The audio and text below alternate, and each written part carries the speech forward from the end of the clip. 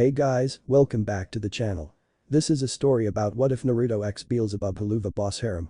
Before I start, please support for more amazing content and do consider subscribing to my channel and share this video with your friends. This is written by Legend of the Kyuubi, link in description and support writer. Let's start the video. Prologue. Dying was painful, to say the least. But then, getting hit by that crazy bitch Kagaya's weird bone technique while having super regeneration would do that. Naruto had sensed a last-ditched attack as he and Sasuke were sealing her from a mile away thanks to his sensory ability being enhanced by the newly acquired powers from Old Man Sage. Naruto knew getting hit by those things was a one-way trip to pain and misery and death. Sasuke, however, hadn't been fast enough and Naruto had to save his ass once again. And this was the cost. "Can't you do anything?" Naruto heard Sakura cry. His female teammate had tried and failed to the point of exhaustion to get him better. "I'm doing everything I can," was Tsunade Bachan's reply. Her tone was filled with worry. "Tsunade," Naruto heard Konoha's Nidaime Hokage man talk about weird speaking to his granddaughter, "there's nothing left to be done." Naruto wasn't one to normally throw in the towel, he was the last one to do so, but even he knew his luck had unfortunately run out. Kagaya's ash-killing bones or whatever the hell Kurama called it lived up to its name, unlike most other certain kill techniques. His healing powers were in hyper-overdrive. Healing, repairing and replacing missing limbs just as quickly as they were disintegrating. He was basically just delaying the inevitable at this point. "Is there nothing to be done?" Naruto heard Hinata's quivering voice cry. "Afraid not," spoke Senju Hashirama, "this technique is destroying everything on a cellular level and spreading everywhere and replicating too quickly. Even after putting my blood in him, all we've done is extend his suffering. It's a miracle he's lasted this long." His blood. When did that happen? Oh, right, when he passed out, Naruto recalled. The Fourth Shinobi World War had ended 4 days ago, Naruto remembered. Sasuke? Naruto-kun. Various voices spoke simultaneously. "Keep working." Tsunade's tired voice barked. Here he? God, he felt tired. "Sasuke-kun is he's resting," spoke Kakashi, "he's resting, Naruto." Naruto smiled. He knew a lie when he heard one, but Naruto couldn't let them know he knew. He'd give them some semblance of peace by believing them. "So, Sasuke kicked the bucket." "Afraid so, kid." "Kurama. What happened?" "The Uchiha brat got nicked by a bone. That's all it takes. Makes you feel better, it was quick." It did and didn't actually. Sasuke being dead was more than upsetting, especially after all the time and effort to get his friend back, but better that his death was quick and painless than what Naruto was currently experiencing. The blonde was under no illusion to know he wasn't gonna make it. Well, at least he'd get to spend time with his parents and Iro-senin. Even Asuma-sensei and Jiji, too. Just thinking of that had Naruto feel a profound sense of relief. But he also didn't want to leave his friend behind either. "They'll be fine, brat," spoke Kurama, "I'll look after him. Promise not to eat them. So long as they don't deserve it." Naruto laughed one final time before light overcame his vision. Well, Naruto guessed it was time then. Slap. Hey. Who slapped his ass? Naruto was confused by the wail that escaped his throat. Why was his voice different? "Congratulations. It's a boy. Hey, there. Cute little guy, aren't ya? I guess I'm your mom," Naruto heard laughing. "Say what now?" Happy Hotel. Many years later. "And what can you do, my fine effeminate fellow?" "I can suck your..." "Ha. No. Your loss." Doubt it, from what Vaggie knew, the infamous overlord was never shown or rumored to have any desire that involved pleasures of the flesh, unless it involved eating or ripping demons apart, of course. "Well, this just won't do." Alistair suddenly declared, "I suppose I can cash in a few favors to liven things up." With a snap of his fingers, Alistair repaired the fireplace in the lobby and from the flue out came a small, blackened humanoid shape with one big eye that the infamous overlord held up for all to see. With a poof, the soot that covered them disappeared to reveal a red-haired maid. "This little darlin' is nifty," Alistair revealed. "Hi, I'm nifty," greeted the little demon. Sooner afterwards the group was then acquainted with Husk, who did not like being summoned, especially since he was about to win a shit ton of cash, despite being put in charge of one of the few things he enjoyed in his miserable life and being paid with his favorite thing. Cheap booze. Vaggie had immediately been displeased with the new bar addition. Angel was not. Charlie was just happy to have new people joining the team. And last but not least. Here a fiery pentagram formed in the middle of the lobby and everyone watched as a figure enveloped in flames formed, blood-red eyes pierced through the flames that left Charlie, Vaggie and Angel Dust unnerved. And then they weren't when the flames died down to reveal a dark orange vulpine-like hellhound with black markings that stretched from his eyes to his ears and other parts of his body, such as his shoulders and arms. His clothing consisted of a black short-sleeved haori with crimson flames on its edges, he was shirtless underneath, which showed off his very well-defined abdominal muscles, and he wore a pair of black pants, and bandages were wrapped around his feet. Unlike most hellhounds, his legs were plantigrade instead of digitigrade, an uncommon but not unheard of trait. The hellhound was slurping from a very large bowl containing ramen, a few other bowls were stacked on his left and right. Finally opening his eyes and noticing the change in scenery, the fox-like hellhound swallowed the rest of his noodles. The group realized his eyes were an ocean blue, in contrast to the red, wider yellow eyes hellhounds were known for. The hell? Were hey. I had 5 more bowls coming. He declared. Ah, Naruto, my boy. You. Alistair quickly darted out of the way as the hellhound pounced on his previous location. Now. There's no need for violence, dear lad. Screw that. Naruto grabbed a nearby couch and tossed it at the overlord, which was easily caught by a dark eldritch tentacle Alistair summoned. Now standing, Charlie noted he was nearly the same height as herself, if not shorter by an inch and a half at most. Do you have any idea how long it took me to get that reservation? Hell. Of the shit I went through after you were gone. Possibly. The headaches I had to endure. The people I had to kill to keep your territories in check. I can only do so much by myself, Dadabeo. And Rosie has her own territories to look after, some of which had to be sacrificed since he couldn't be everywhere at once. Odd, he missed being able to make shadow clones. That'd be what? Charlie asked Baggy. Her girlfriend shrugged. It's this weird fucking tick of his, Husk told the two. Husk. You're here too, wait, who else? Naruto. A demented voice cackled. Oh, no, not you. Naruto jumped a good 10 feet as the little demon rushed to grab him. The first time he allowed Nifty to do so was many years ago, the man-crazed Cyclops had dry humped his leg for over an hour. He almost had to cut off his leg to get her off. And that was the least of his worries. Naruto sometimes found her in his bed just staring at him while he slept. And she liked collecting any of his discarded hairs, while other times she pulled it directly off him. He had been wary of Nifty ever since. Here doggy. Nifty grinned savagely. Keep that gremlin away from me. Naruto hid behind Charlie and Baggy, and for the last time, I'm a fox. You sure are, Nifty licked her lips. Ha. You walked into that one, kid, Husk snorted. Shut up. Hello. Charlie interjected with a smile. Hey, Naruto's eyes never left Nifty as he greeted the Princess of Hell. I'm Charlie. Naruto. Nice meeting ya, again, his eyes never left Nifty. Hey, wait, aren't you the princess? Yup. Not what Naruto expected, and who's this? Baggy, was Baggy's half-hearted greeting. Her face was scrunched up. She could swear she heard Naruto's name before. Naruto repeated the greeting, but then saw something that caught his eye, the holy spear. Don't even think about it. Baggy pointed the weapon at him. Angelic weapons were worth a lot on the black markets of hell, and more than once had someone tried taking her weapon from her. None survived. I wouldn't do that if I were you, Alistair sang with a grin. Why? Wahhhh. Crash. Must I elaborate further? Alistair laughed as Baggy pulled herself out of the hallway vanity. What the hell? Baggy shouted. Grrrr. You'll have to forgive him, my dear. Naruto greatly dislikes having a weapon pointed at his face, and given they were in hell, there were those who actually did like it. Naruto wasn't one of them. Did he have to toss me? Beforehand he would have ripped you apart, Alistair countered. Consider it a warning. By the way, Naruto tossed something at Baggy, believe that's yours. Mine? What are these fucking panties? Maybe, Naruto grinned. A sudden cold chill down below had Baggy turning even redder. Oh, you are so wait, these aren't mine, Baggy just realized. They did look familiar though. Huh? Oh, whoops, sorry. Those are hers. These are yours. What? Sure enough, Charlie blushed with embarrassment as the panties Baggy held were, indeed, the undergarments she put on this morning. Correction, formerly wearing. Baggy's vision turned red when her mind registered what had transpired. Naruto made a very angry enemy. Only Baggy took off Charlie's underwear, while the Princess of Hell still wore them. How the hell did you do that? I'm wearing pants. Baggy wore a skirt so that was understandable. The magician never reveals his secrets, Naruto grinned as he twirled around a white bra with his finger, one Charlie instantly recognized. Baggy's vision somehow turned even redder. By the way, what kind of grown-ass woman wears Pinky Bear and rainbow underwear? Okay, maybe not grown up compared to others in hell, but from what he recalled the Princess of Hell was almost 2 centuries old. Charlie was scarlet with embarrassment on multiple fronts as she grabbed her bra from his hands. And she thought her ex-boyfriend Leviathan had been bad. Hold it. Orange fox like hellhound, unreal pilfering abilities, Raymond lover, a freaking pervert, oh, hell no. You're the Crimson Paw. Ah.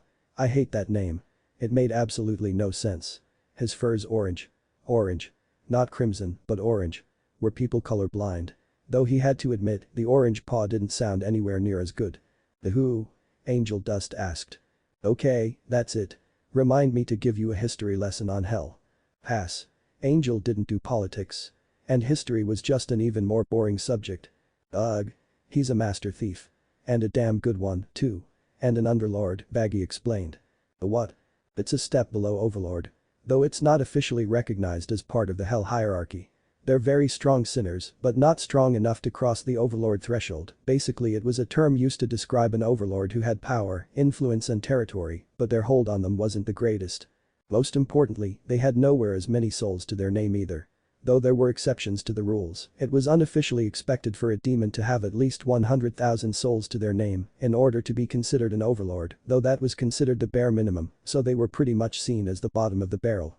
The V's by contrast owned millions of souls, hellborn and sinner alike. The more souls to their names, the more powerful they became. I'm not an overlord, okay. I just kept an eye out on Alistair's territories as a favor to him. I don't need, nor want that kind of hassle.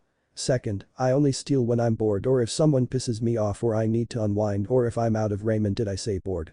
You did, Charlie confirmed. Okay, then. Besides, I mostly steal from rich fucks with holier-than-thou sticks up their asses and mobsters and other criminals are evil shits, but the less anyone knew about that the better. And prank them in the process, Bagatha added, though she did acknowledge that he mostly stole from douchebags, as he liked to call them. Well, sure. They don't call me the legendary Prank King for nothing. Prank King. Angel Dust exclaimed. Now that was a name he did recognize, shit. Better not let V's know you're here. Hey, that giant moth douchebag had it coming, Naruto defended. And Valentino did, given how he treated those he owned or those that caught his interest. Naruto had caught his interest and Valentino hadn't taken no for an answer all that well. Naruto stole some of his weapons in retaliation. And added an intense itching powder to his toys. In hindsight, it only made the situation worse. Don't deny that, but what about Vox and Vel? All Angel heard was that they were looking for him, but not the why. Vox had it coming cause he's flooding the TV channels and markets with a shit ton of useless crap. Seriously, what kind of TV show is ya? I fucked your sister, so what? And who makes peep drones? It was nothing more than pure shit. Naruto had downloaded a bunch things to the TV demon system that it caused him to crash and reboot several times unexpectedly for a week. Alistair was so proud. And Vel? Oh, she just wants me as her fashion model and personal booty call. Vel wants to sleep with you? That was new. The model aspect Angel Dust could understand, Naruto had a pretty good body, but out of all three, Velvet never showed any desire for sex, as far as the famous porn star could recall. She really likes what I can do with my tongue, apparently, Naruto explained. Angel Dust quickly understood the implication of that statement, you've slept with Vel. Not one of my better moments, I'll admit. Still can't remember how it happened really, all he did remember was waking up naked in a bed alongside an equally naked and apparently very satisfied Velvet and taking her again that same morning. She'd been after him ever since. Were you drunk? And get drunk, and it was true. Which only raised further questions. Drugged? Naruto frowned. Well, it was unlikely given his abilities and lineage, it wasn't impossible. But Naruto hadn't felt any of the side effects of being drugged when he had woken up at the time.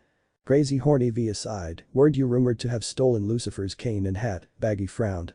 I put him back, Naruto admitted. That was you? Charlie was wide-eyed.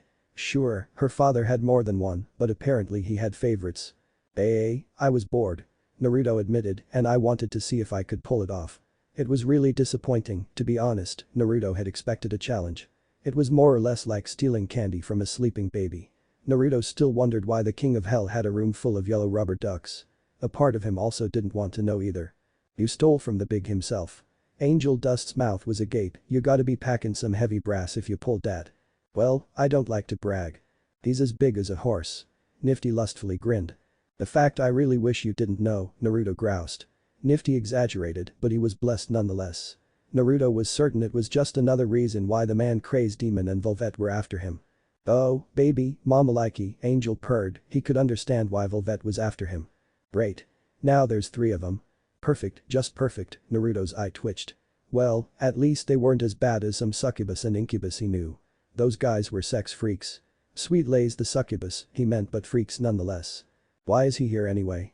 Baggy finally managed to ask. With nifty Vaggie could understand since the small cyclops was a maid and quick to clean things up. Husk, though she didn't approve of it, was managing the bar. But what did Naruto bring to the table?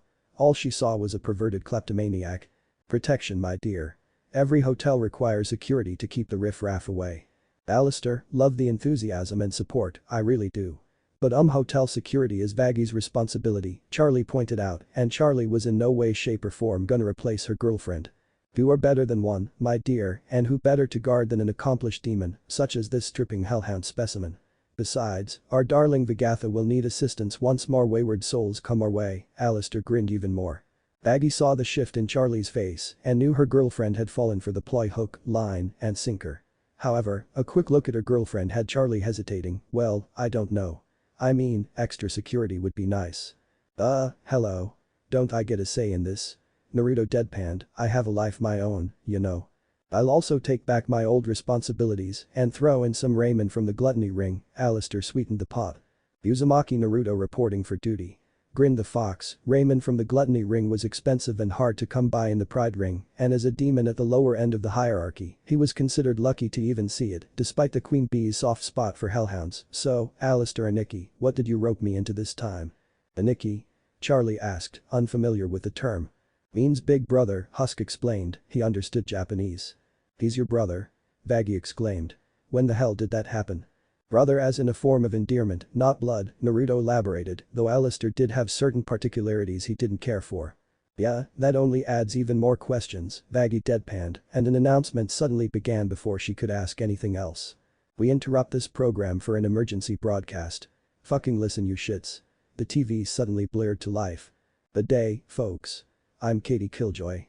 Charlie glared at the woman but smiled when she noticed the black eye and bruised cheek under her makeup. And I'm Tom Trench. The co-anchor was still showing signs of burns from being on fire from earlier. Well, folks, it's that time again. Extermination Day. Oh, fuck me, Angel Dust cursed. Relax, you're with the Princess of Hell and indoors. And there's not enough of us here to grab the exterminator's attention, Vaggie reassured him. I'd feel safer if this place had a bunker, unlike the tower used by the V's that was built to withstand angelic attacks. Angel could tell this hotel was a small breeze away from keeling over. DRRRR. What's with Foxy?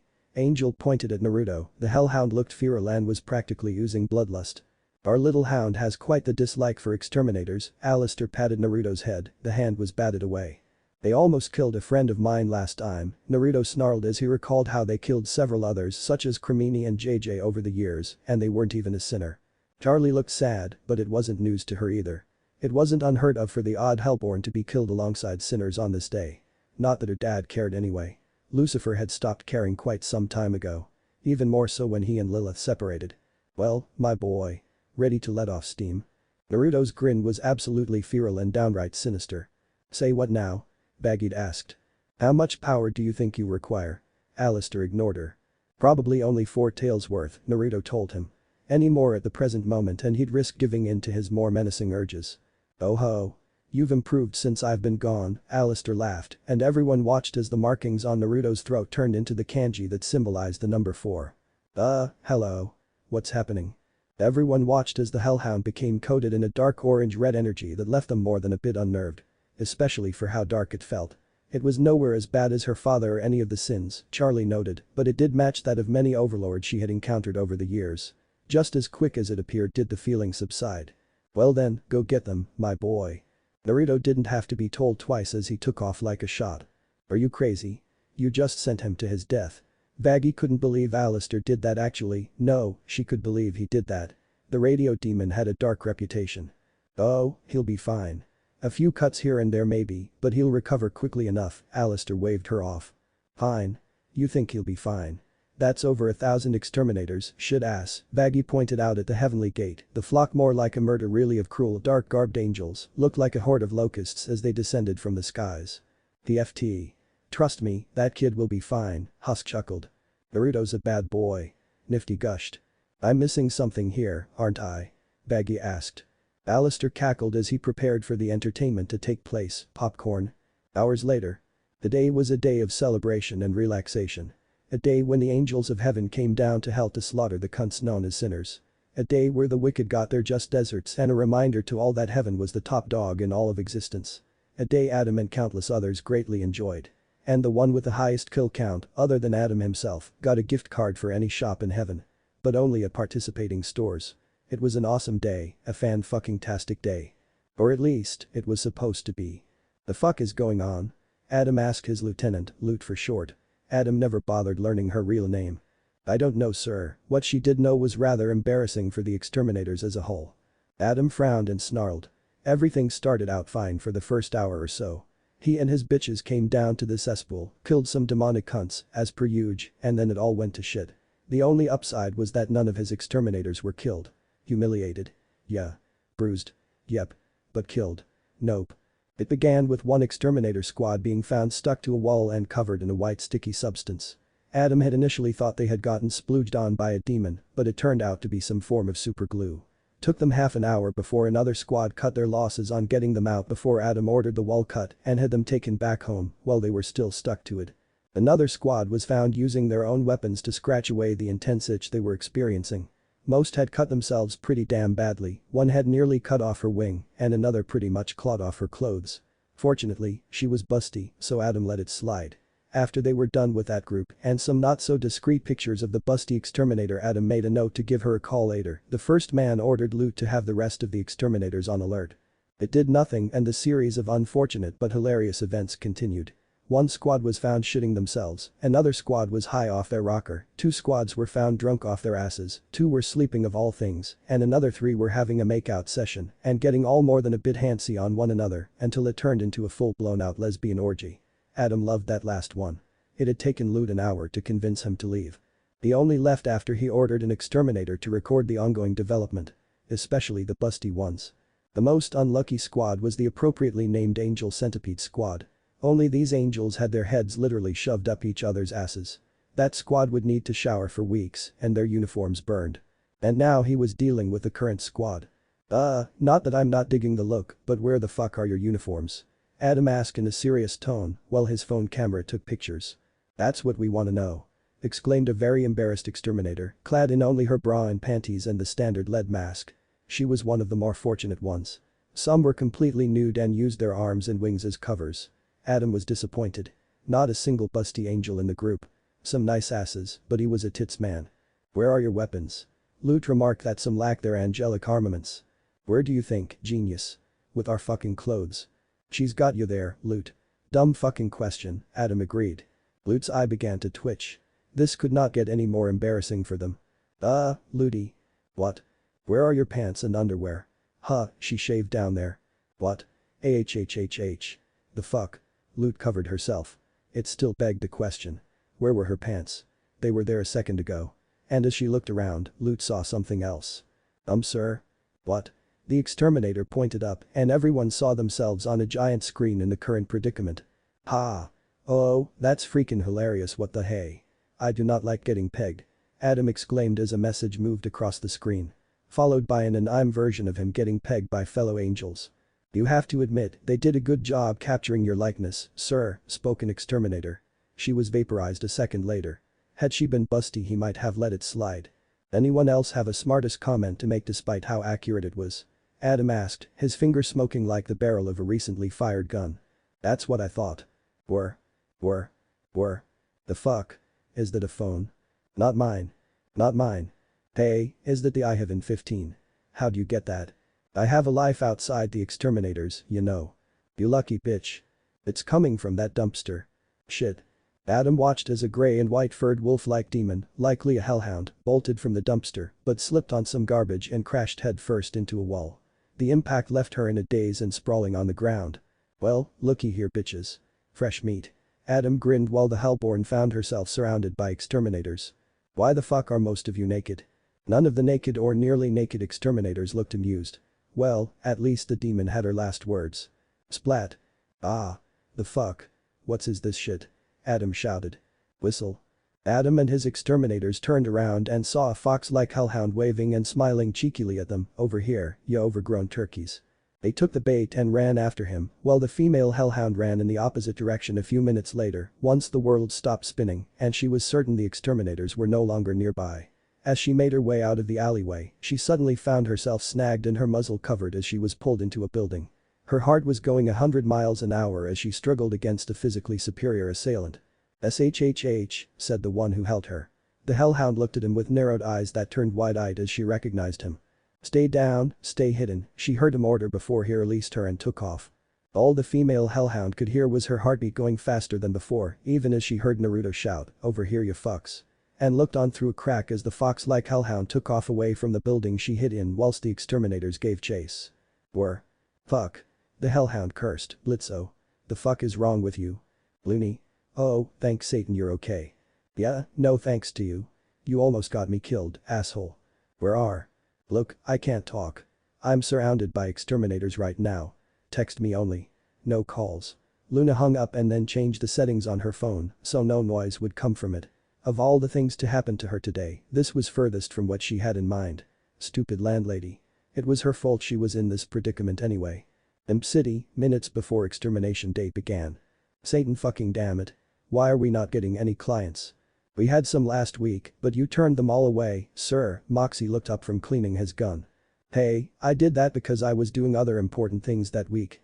Last week all you did was watch those stupid My Little Pony marathons back to back. How hell was able to get that damn show remained unknown. Much like Blitzo's weird love obsession with equine creatures and anything associated with them was unknown. Don't you dare badmouth My Little Pony. Shut the fuck up." "What's with her?" "I mean, more than usual," Moxie asked. Period. Erg. "Oh, great, now Looney's upset. Nice going Moxie. How is that my fault?" "Satan's left nutsack, Moxie, use that wet brain of yours. Why do I have to explain everything, you baby dick brain dead slug?" "Sir, first you tell me to use my brain, now you're calling me brain dead. Which is it?" "Fuck you," was Blitzo's response. "Don't y'all think you're taking this a bit much, Blitzo?" Millie defended her husband. "What do you mean?" "I'm holding back," Blitzo revealed. "You called me brain dead and stupid. How's that holding back? I could have called you a piss-poor assassin who's such a he lets his wife peg him in the hopes of getting pregnant. I genuinely have no idea how to process that," a stunned Moxie told everyone. "Someone clearly needs to go to Oz." "Where?" Millie asked. "Oh, for fuck's sakes. Didn't anyone understand his references? Besides, I peg him because I know he likes it," Millie admitted. "Why would you tell him that?" "Ha. I knew it. Know it," Moxie shouted. "Ha. Good luck with that." Once again, Moxie was suppressing the urge to. Before anything else could be said or done, the members of IMP heard the telltale sound of every sinner's dread. Extermination Day had begun. What the hell? Extermination Day isn't until well, shit, so much for business, Blitzo groaned as he realized it was indeed the most unholy of days. And watched as the building went into lockdown. "That's new," Millie noted.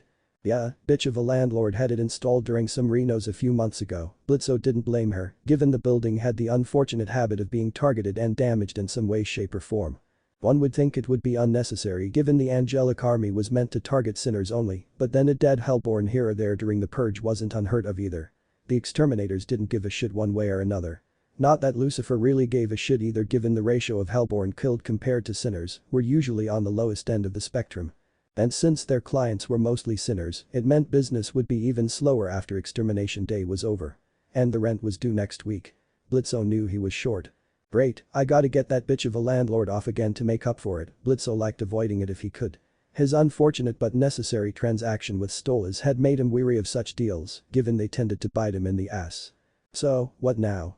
Millie asked. "Strip poker?" Blitzo beamed. "For the 127th time. No." Moxie shouted. He and Millie were into a lot of things, but there was no way in hell, heaven or earth, that the former mafia imp would participate in a threesome with his boss. Because Moxie knew that's what the card game's intent was. And Blitzo cheated at card games. Prude.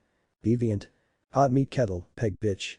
Moxie was very tempted to shoot his employer then and there for that comment. They'd push those plans aside for another day. Fellas, where's Luna?" Millie wondered. Sure enough, the two male imps looked at the desk that a bored Luna would usually be sitting at, her face more or less plastered to her hellphone, and noticed she was absent. "Luna? Loony, sweetie." Blitzo called out but got no response, which wasn't uncommon. "Luna, where are you?" "You don't think oh, crumbs." Moxie hoped he was wrong and didn't want to assume the worst. "My baby." Blitzo, however, did assume the worst as he tried to exit the secured building, through the window. Zap. Ouch. An electrified Blitzo slammed back into the wall. Blitzo then tried the door. Zap. The same turn of events occurred once again when he tried the vents. Blitzo realized it was tighter than expected and not in a good way. Blitzo surmised only the property owner could disable it and she was likely already in her bunker. Why don't you try calling her? Millie knew Luna didn't go anywhere without her phone. Blitzo didn't bother with any smartest comment and merely called his adopted daughter, come on, pick up the fucking phone. The fuck Blitzo? Luna chose that time to answer it. Oh, thanks Satan, Blitzo praised, where are you? Are you hurt? Oh, for fuck's sakes, I'm outside having a smoke and listening to music. Don't get your panties in a twist, the hellhound revealed. Fuck. Blitzo dropped the phone as he tried once more to leave the building. And the process repeated itself. Luna. What do you want, fatty? Moxie felt his eye twitch but ignored it given the urgency of the situation. Extermination day started.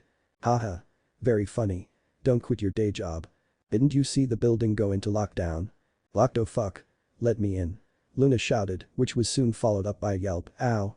We're trying, but only the owner has the override. You fucking telling me I'm fucked?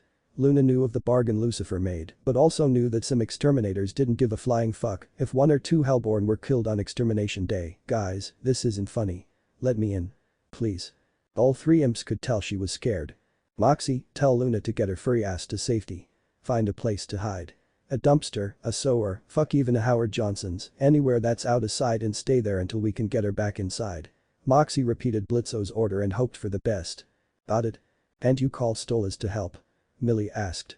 He's in another ring, normally Stolas being far away from his ass would be a good thing, but not in this instance. And once extermination day began there was no way in or out of the pride ring by any means, even for an Ars Gotia. Imp City, present time.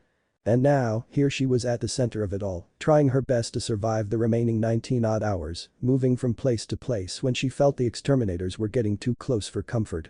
She honestly believed that moments ago she was about to die and that was all she wrote. Then came a rescuer in the form of a hunky orange fox-like hellhound who was risking his life for hers. And for the life of her, Luna couldn't figure out why he was doing this. All she could do at the moment was keep silent and watch the development unfold on her screen thanks to a Vox drone recording everything. Ha! Adam laughed once his axe struck its target. The ground behind the fox was destroyed by the shock wave, but Adam became confused when he saw the hellhound had blocked his weapon with an arm covered in dark red, flowing energy. Huh. My turn. The fist that struck his chin rattled his brain, and Adam didn't have time to register the fact he was airborne before he crashed into the pavement some distance away.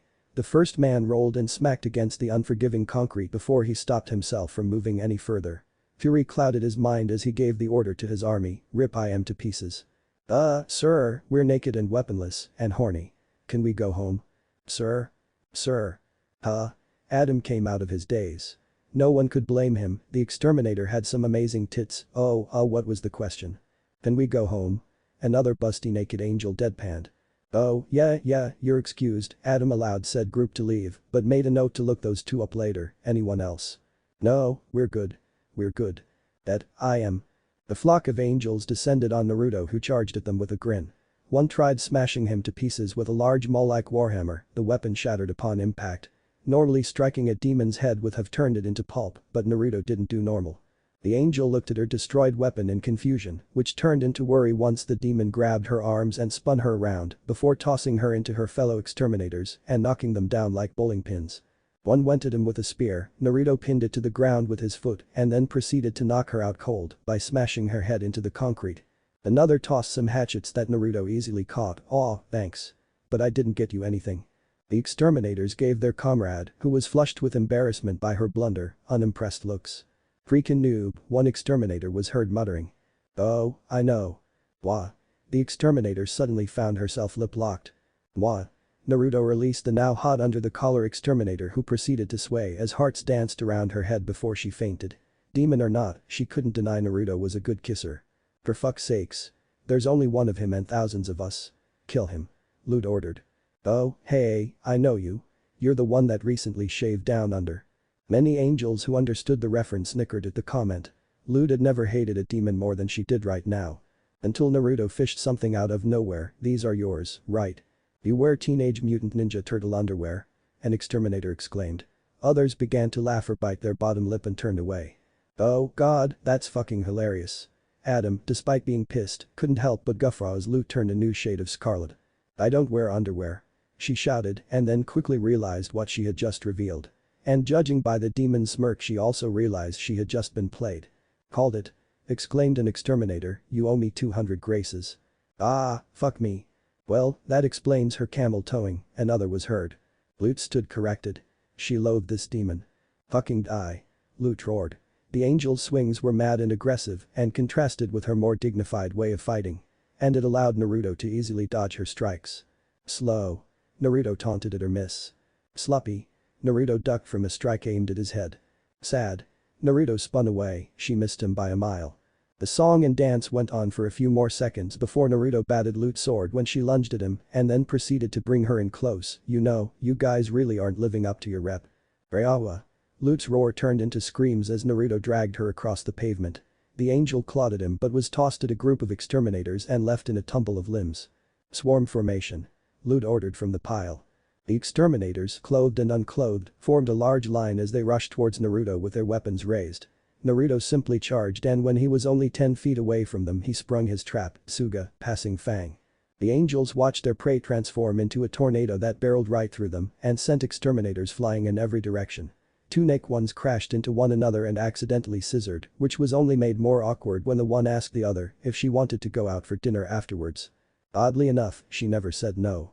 The whirling mass that was Naruto continued to barrel through the exorcists for nearly 20 seconds before he was forced to stop.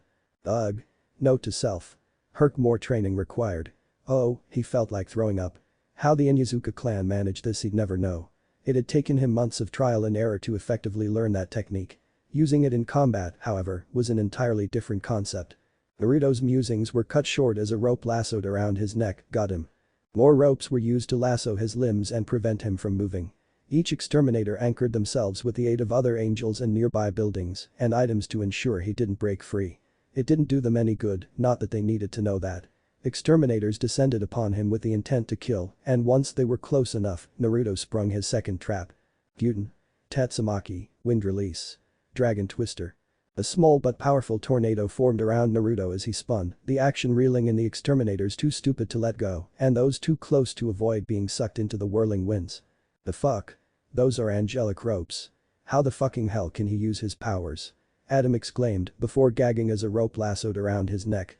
"Oh, no," Adam choked out. He could already tell where this was going. A world of pain. Ahahaha. Alistair laughed as he, Husk, and Nifty ate popcorn in the lobby. Alistair disliked television immensely, but in this case, he made an exception as he and everyone in hell watched the entertainment Naruto brought on. "What the fuck?" Baggy exclaimed. "How is this possible? No sinner's that strong." Charlie couldn't keep her eyes off the screen. "Oh, I never said he was a sinner, my dear," Alistair revealed. "Okay, then how's a hellhound that strong?" Angel dust wasn't the sharpest knife at times, but he knew that hellhounds alongside imps were hell's bottom of the barrel. "Quite the unique specimen, isn't he?" Alistair continued to smile. "That didn't answer fuck all," Angel pointed out. "My good fellow, you're really going to have to do something about that filthy mouth of yours. There are ladies present. Please, kindly tone it down, or kindly say nothing at all." Angel wisely chose the latter. "Ooh, nice tits," Nifty cackled as the drone's lens was suddenly covered by breasts when a naked exterminator crashed into it. She gave all of hell a good show. "Gotta admit. They are nice, gay though he was, Angel wasn't blind." Charlie blushed but couldn't look away, neither could Baggy. Husk merely drank his booze. Alistair's smile diminished a bit as the breasts blocked everyone's view of the fight. One thought remained on Angel, Charlie and Baggy's minds once the camera switched to another drone. Who was this guy? Haha. How are my dirty bitches doing? Surprisingly, no one answered the queen of gluttony. Hello. The fuck was going on, she wondered. And from what she could taste every one of them was anxious, nervous, excited and scared. Tex. Wah. Hey, GIRL. Okay, what the fuck's going on? I mean, I know it's extermination day and all but what gives? What's with them? And by them, she meant the rest of the hellhounds in her home. Tex eyed, well, you're gonna find out sooner or later. Just don't be mad. Yeah, I can't make that promise, B told her boyfriend as she took his offered phone. 3, 2. The fuck is he doing? The explosive shout was heard throughout all of Gluttony. Hi ha ha ha ha. Volvette was enjoying this immensely as she and her partners watched the exterminators face the greatest humiliation of their lives. Her media account was blowing up like never before. She had to keep herself from rubbing one out by how fucking aroused by everything that was transpiring. Vox and Valentino were torn between pissed and amused given who was showing all of hell who was boss. Pissed because both had separate beef with the Hellhound for his actions against them, and amused because, well, the infamous exterminators were being made to look like a joke. Given all of hell was seeing this through their networkers, this would only benefit them. That said, "That little boy toy of yours is causing quite the uproar," Vox commented, and messing with the status quo of hell, too. The V's were powerful, but even they didn't dare go against heaven and their army. Now some bottom of the barrel demon was making them look like a bunch of chumps and the V's pussies. "Well, if he fucks up and gets killed, he'll make a nice coat," Valentino chuckled darkly. "Hands off. He's mine," Velvet ordered. Valentino laughed as red smoke swirled around him, "Not if I get my hands on him first." Velvet, in retaliation, had dangerous-looking hashtags and emojis floating around her. "Valentino, I swear if you..." "Enough," Vox ordered both of them, "something's happening." "Fucking die." Adam threw a car at Naruto, but the demon merely bulldozed through it and tossed a car of his own at the leader of the exorcists. Adam reduced it into nothing with a wave of divine energy, but his blocked vision caused him to lose track of his foe. "Where the foo are ya?" Adam screamed as the rope around his neck was tugged and the Hellhound spun around like an Olympic athlete would during a hammer throw event. Adam was spun, once, twice, thrice, and then finally 7 times before he was released high into the air and dizzy as fuck. The first man's vision was blurry, but was able to focus enough to see his opponent was right in front of him with his fist cocked back. "Oh, fuck me."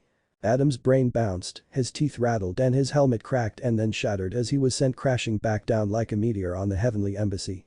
Fortunately, it was an incredibly sturdy building, though cracks formed upon impact regardless. Naruto for his part dove like a hawk on his foe and prepared to perform the mother of all drop kicks. "Babump." "Fuck, not now," Naruto muttered. "Babump. Babump."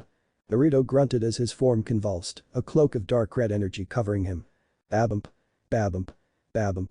"Gotcha." Adam didn't know what was happening, but took advantage of his good fortune and blasted a beam of highly concentrated divine energy. The attack struck true, and Adam and his fellow angels looked on in satisfaction as the explosion took place. "Fuck yeahhh," Adam sang. "Oh, dear. Oh, shit. He's fucked." "Is that all you can say? You sent him to his death." "Sure, he put up a fight but his death's on you." "Hitting dead," Husk told them. "Are you drunk?" "Getting there," Husk answered. "When I said fucked, I meant the overstuffed goose there." "Are we not watching the same thing?" "Oh, silly me. I almost forgot. You might know Naruto's other name." Alistair grinned even more wickedly than before. "It's quite famous really." "His other name?" Charlie asked. "Roar." Everyone but Alistair, Husk and Nifty paled at the savage roar that rocked the Pride Ring. "The beast of the apocalypse, Trihexia," Alistair cackled as the original group of the Happy Hotel paled further. That said, what followed next was rather disappointing. The group watched as the dust from the explosion cleared to reveal a giant 4-tailed fox the size of a small building crashing down upon the heavenly embassy and reduced it to rubble. Its eyes filled with mad hate and from its maw came hellfire that burned and reduced all in its path to ash. Exterminators swarmed the newly transformed demon, many were swatted away like flies, their bodies broken beyond repair, while others became prisoners behind the pearly gates that were its teeth. Ichor flowed from its mouth as it snapped and devoured the closest exorcists. Others tried going for its tails instead, but the appendages proved just as deadly. One swipe from one of them sent forth hurricane-force winds that broke and shattered bones, or razor-sharp blades that sliced and cut angels into pieces. Adam bombarded the creature with everything he had at a distance. And it looked like it was working if the blood and huge gash on its side was anything to go by. That is until it started to heal at a rapid pace until everything became pristine once more within seconds. It only served to anger the first man even further. "Why won't you die?" Adam shouted as he swung his axe and unleashed a wave of highly focused divinity upon the monster before him. The attack struck home but only served to piss off the creature. Adam readied another attack, but he and everyone in hell, the exorcists included, looked on as countless small black and white orbs came from his body before they began to coalesce into an even bigger orb that compacted and reduced in size. Whatever it was dense given the ground beneath the 4-tailed fox collapsed in the shape of a crater and the grin the creature gave off had Adam do something he never did since the start of the first extermination day. "Holy fuck. Fly for your fucking lives. Retreat. Retreat." Adam was heard ordering on the TV before he and the rest of the angels took off. Yanbi Amari, 4-tailed menacing ball. All of hell watched as the beam of destruction that shot from the creature's mouth ended the lives of countless angels before the screen turned static until a message saying technical difficulties. "Please stand by." appeared. The explosion caused the Pride Ring to experience its very first hellshock and rendered Charlie, Baggy and Angel Dust speechless. "So, does he have the job?" Alistair smiled. "Ow. Careful, will ya?" Naruto groused. "Quit yer bitchin', not my fault you turned yourself into a fucking pincushion." Husk pulled out a broken angelic spear that was in pretty deep. The wound healed but much more slowly compared to his giant form. "You can still be yo. Nifty." Ahahaha. The hellhound looked on as the small demon ran off with a broken spearhead and a large tuft of fur. "We're gonna need to put a bell on her," Naruto pointed out. "There. That's the last of them," Husk gave the good news. "Thanks." "Okay, quick question. What the fuck are ya?" Angel finally asked. "Trihexia," Baggy answered with a hint of fear. "I don't know what the fuck that means." "It's a curse," Charlie butted in, part legend and truth. "When hell was first created, a powerful creature was born when Dad unintentionally caused evil to form. Trihexia, the beast of the apocalypse. A powerful demon said to be the physical embodiment of all of hell." "Whoa, whoa, whoa. You're saying this guy's as old as hell itself?" Charlie shook her head, "Not exactly. Trihexia, the first one, was a mindless entity that had to be put down by my parents and the seven sins. For all the good it did. Ever since its first defeat, Trihexia has been reborn every few millennia as a hellborn. No one knows who it is or why it comes back. Just that once its power becomes too much for the demon, it finally goes on a rampage." "Quite right, my dear. However, as you can see, our dear hellhound, unlike those unfortunate souls cursed with such power, somehow found a way to control it while the rest never could. Which is why he'll make the perfect bodyguard for this place." "Are you insane? Heh, you honestly think Lucifer would allow him near his daughter?" Baggy Charlie was cut off by Alistair before she could continue. "Oh, the king of hell knows, my dear Vagatha. He knows who he is indeed. Knew him since the day he was born," Alistair grinned. "Bullshit. Why would the king of hell be protecting him?" Before he could answer, a series of knocks were heard banging at the entrance of the hotel. "Where is he? Where is that little shit?" "Oh, no," Naruto whimpered. "Let me guess. X." Angel Dust snarked. "Worse," the fox squeaked. "Girlfriend?" "No." Wham. From the Happy Hotel's entrance stood a fox-like woman with 4 arms, 2 insect wings, hair and a tail that flowed and changed color like a lava lamp and sported a bad girl outfit. She was someone Charlie instantly recognized. And why not? This was the Queen Bee, the prince of the third hell, the sin of gluttony herself, Beelzebub. Or as Charlie liked to call her, Auntie Bee. "Charlie. Hey, how's my hell daughter doing?" asked the sin. "Hell daughter?" Angel asked. "Hell's version of goddaughter, moron," Husk told Angel. "They got those here?" "Huh, go figure." "How you be, wait. Sorry, can't be distracted, where's Naruto?" "Aw, man," Naruto whined upon being grabbed from behind. "Well, so much for escaping unseen. You were amazing." Bee hugged Naruto in a way that would have left many envious, "and you're in so much trouble." "I thought you said she wasn't your girlfriend?" Angel asked. "She's not. Never in a billion years would Beelzebub be his girlfriend." "Yeah, sure. 'Cause she's acting like one from where I'm standing," Angel laughed. "Are you okay? Anything broken, bruised, cut, severed?" Bee asked rapidly. Naruto finally had enough. "Mom. You're smothering me." "Mom? I thought you said she wasn't your girlfriend." Angel was hurt asking. "She's not." They heard the Crimson Paw respond. "Yeah, sure. 'Cause she's acting like one from where I'm standing," they had to agree with the porn star's assessment. "Are you okay? Anything broken, bruised, cut, severed?" "Mom. You're smothering me." "Mom." Beep. Silence permeated the conference room as the trio registered what they just heard. It was broken rather crudely. "Hola, Vox began." "Shit." Valentino finished. "Yes." Volvette cheered, surprising her partners, "I fucked a prince. Dreams do come true." "Fucking a prince is a dream come true." Valentino quirked an eyebrow. "I'm British," Volvette shrugged as though it answered everything, "either way, I can cross it off my bucket list." "But you're already dead." Valentino cocked an eyebrow at her. "And now I'm a living demon, what's your point?" "What the foo, that's not how it works." Valentino barked at her.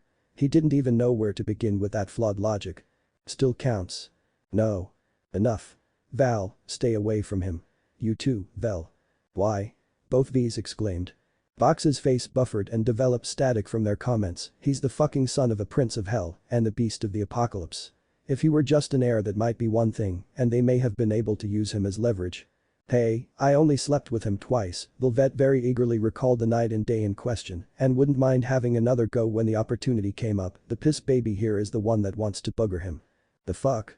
I don't well. Val, stay away from him." Whatever plans you and I had for him went up in smoke the moment Beelzebub got involved. Powerful as they were, a sinner could only at best become as powerful as a Gosha if they were very lucky. The power of a sin was on a whole other level. Trihexia was on a whole other level. Fucking Alistair. Bad enough he's back, it's clear those two know one another. Which makes it safe to assume Mr. Radio is likely chummy with the Queen Bee, too, Volvet added her 2 cents. Fuck. No wonder we haven't seen that red-haired shit stain in the last 7 years, Valentino snarled.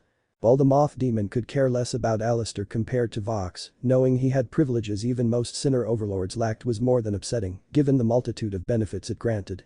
Though sinners were confined to the Pride Ring due to powerful forms of magic, the sins could bestow demons, sinners included, with unique and incredibly rare objects only they possessed that would allow travel to other rings and even the human world. They were more or less travel visas only the sins could give out. Actually, Vel. Your little escapade with him might actually benefit us, Vox grinned. Hum again. Oh ho ho. I get you, Valentino grinned at his on-again off-again lover's implications, get her chummy with the son of a sin, and his mama might give us passes to the other rings, maybe even Earth. The youngest overlord in the Pride Ring narrowed her eyes when she understood what her partners were getting at. Expanding outside Pride on a greater scope was more than tempting, but them using her as a chess piece for whatever game they wanted was another matter. It was usually the case. Vel was treated with respect due to her influence, but both Valentino and Vox came from eras where women were still seen as second class, and that meant it hadn't fully gone away. Had her influence in the media and fashion not been well known, they likely wouldn't have bothered with her. The fact they had been overlords for much longer compared to her was also something that was brought up from time to time. In all honesty, Volvet was getting tired of it. Perhaps a change was in order. Besides, Volvet was always up for a good romp after dealing with stress-related bullshit. She just needed to wait for the right opportune time.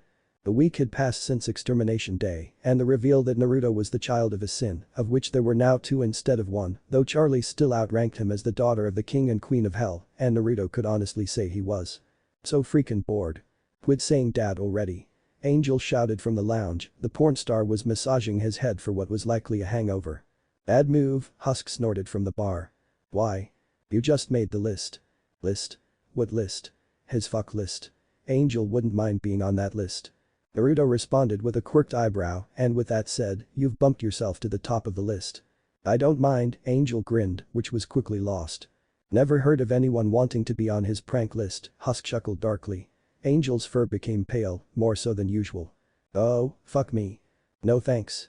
I'll stick to women, Naruto informed the porn star, seriously, is there nothing to do around here? I'm going stir crazy here. The comment had Husk discreetly edge himself away from the embodiment of hell. Sure, Naruto alongside Vaggie were hotel security, but so far nothing had really happened that warranted much of that. No guests. No attacks. Nothing. Naruto had cooked meals for everyone being the son of the Prince of Gluttony, Naruto had inherited his mother's affinity for food, but even then, that only alleviated the boredom for a short time. Naruto was losing it from the sheer lack of activity. And when the scion of gluttony got bored. Naruto. He pulled pranks. And having been a victim of said pranks, Husk knew better than to make himself into a target. Thank you Angel and his lack of filter for diverting attention away from him. You. Are. Dead. Vaggie shouted deadly murder from the 2nd floor balcony. The dark carpets matched the drapes. Angel chortled. Diapunular. Vaggie cursed at the porn star. No pudes. Laher unibro mamaz tard. Naruto told back. That actually caused Vaggie to blink, you speak Spanish. Naruto waved his hand horizontally. His Japanese given it was very similar to his first language and English were way better, the latter was due to a spell making it, so everyone, sinner and hellborn alike, quickly understood the most prominent language in hell. Mom had me learn a lot of weird shit to keep me out of trouble when I was young. Spanish was one of them plus, the teacher was really hot. Thanks, kid, Husk laughed. Not you. Husk had taught him a bit of Spanish, true, but Naruto was referring to another teacher he had been given by mother. Naruto at the time didn't know if it was normal or not, but were he still human, he was certain most children shouldn't have been taught by a hot Latina succubus, one that looked similar to a very young Rita Moreno with highly inappropriate clothing, if it could even be called that. And him having the mind of a teenager, Naruto never missed a single lesson. Hey, Rita Moreno was fucking hot during her youth. Though it had been hard to concentrate at times whenever she bent over. Like most in Kyuubi and Succubi, she didn't wear underwear. Not that he was complaining. His mother laughing and joking about him being an early bloomer and the fact she would bring it up at parties, however, was so freaking embarrassing. It didn't help that Succubi and Incubi didn't age the same way most demons did. Yo, Foxy. Do the carpets match the drapes? Angel asked once more. Baggy had skulls in her eye. What? I'm curious. Tempting as that was, I am a gentleman, Naruto appeared to look dignified. No carpet in the first place, huh, Angel called his bull. Smoother than Ken doll. Oh, that is it. What's going on fahahaha. Charlie covered her mouth but couldn't stop herself from laughing. Oh ho. Well done, my boy, Alistair chuckled alongside the laughing princess of hell. No. No laughing. My hair is covered in fucking polka dots that glow in the dark. And flicker. They glow and flicker.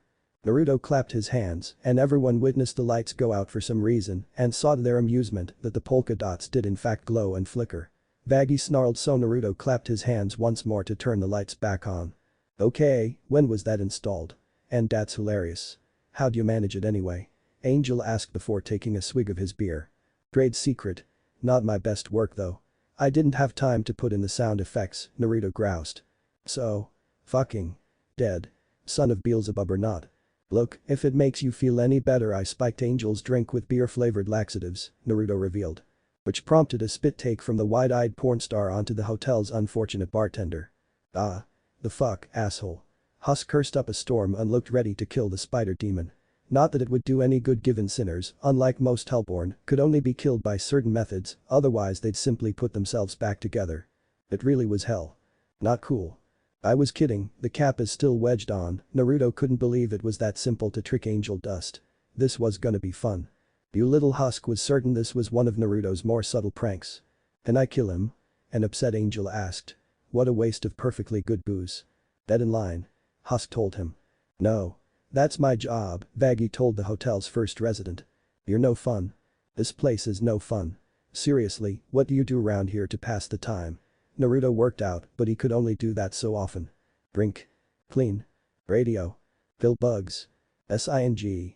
Work, drugs, booze, sex, and masturbation, Angel Dust smiled. I can tell you and Mom are gonna get along just fine, Naruto said, but he also tasted regret and sadness despite Angel's appearance. The sinner was wearing a mask much like Naruto did in his past life. Angel. Both Baggy and Charlie chastised. Like those last two are any worse than what the two of you do, Princess Sunday and Madam Angel, Naruto grinned. While the rest of the hotel occupants laughed, both Charlie and Baggy were bright red from the comment. The former with embarrassment and the latter with rage and embarrassment and slight arousal. Either way, neither wished Naruto nor the rest of them had never learned of that secret. A week earlier. Aftermath of Extermination Day. Auntie B's your mother? Why didn't you tell me? Charlie was the Gluttony Queen's hell daughter after all. Never asked, Naruto told her with a shrug. What? How could Charlie ask if she didn't know? And to keep him safe, the third strongest sin added. And it was true. The 7 deadly sins were second only to the royal family of hell in terms of power, but even they could be backed into a corner under the right circumstances. It was why B never announced her pregnancy.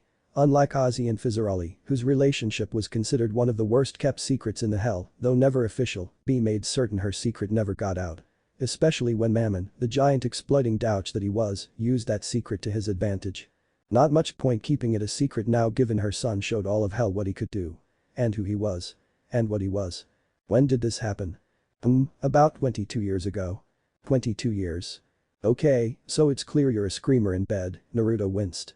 Enhanced hearing had its ups and downs, and Charlie had a decent set of lungs. She is. Angel. What? The walls are thin and you got a set of pipes on you dollface, Angel defended. Much as I want to disagree, you can be pretty loud, sweetie, Baggy lost count of the times she lost her hearing. She gets it from her mother, B casually added, and tasted the embarrassment that flowed from her hell daughter. Charlie never felt so embarrassed in her entire life. But back to the point. The less people who knew about Naruto the better. Only a few like Belle, Satan, and Ozzy know, and your parents. They're the ones who convinced me to keep it quiet. Even more when I learned he had Trihexia's power. Why? Naruto sighed, a number of reasons. But at the top of the list. Heaven and Mammon. Mammon?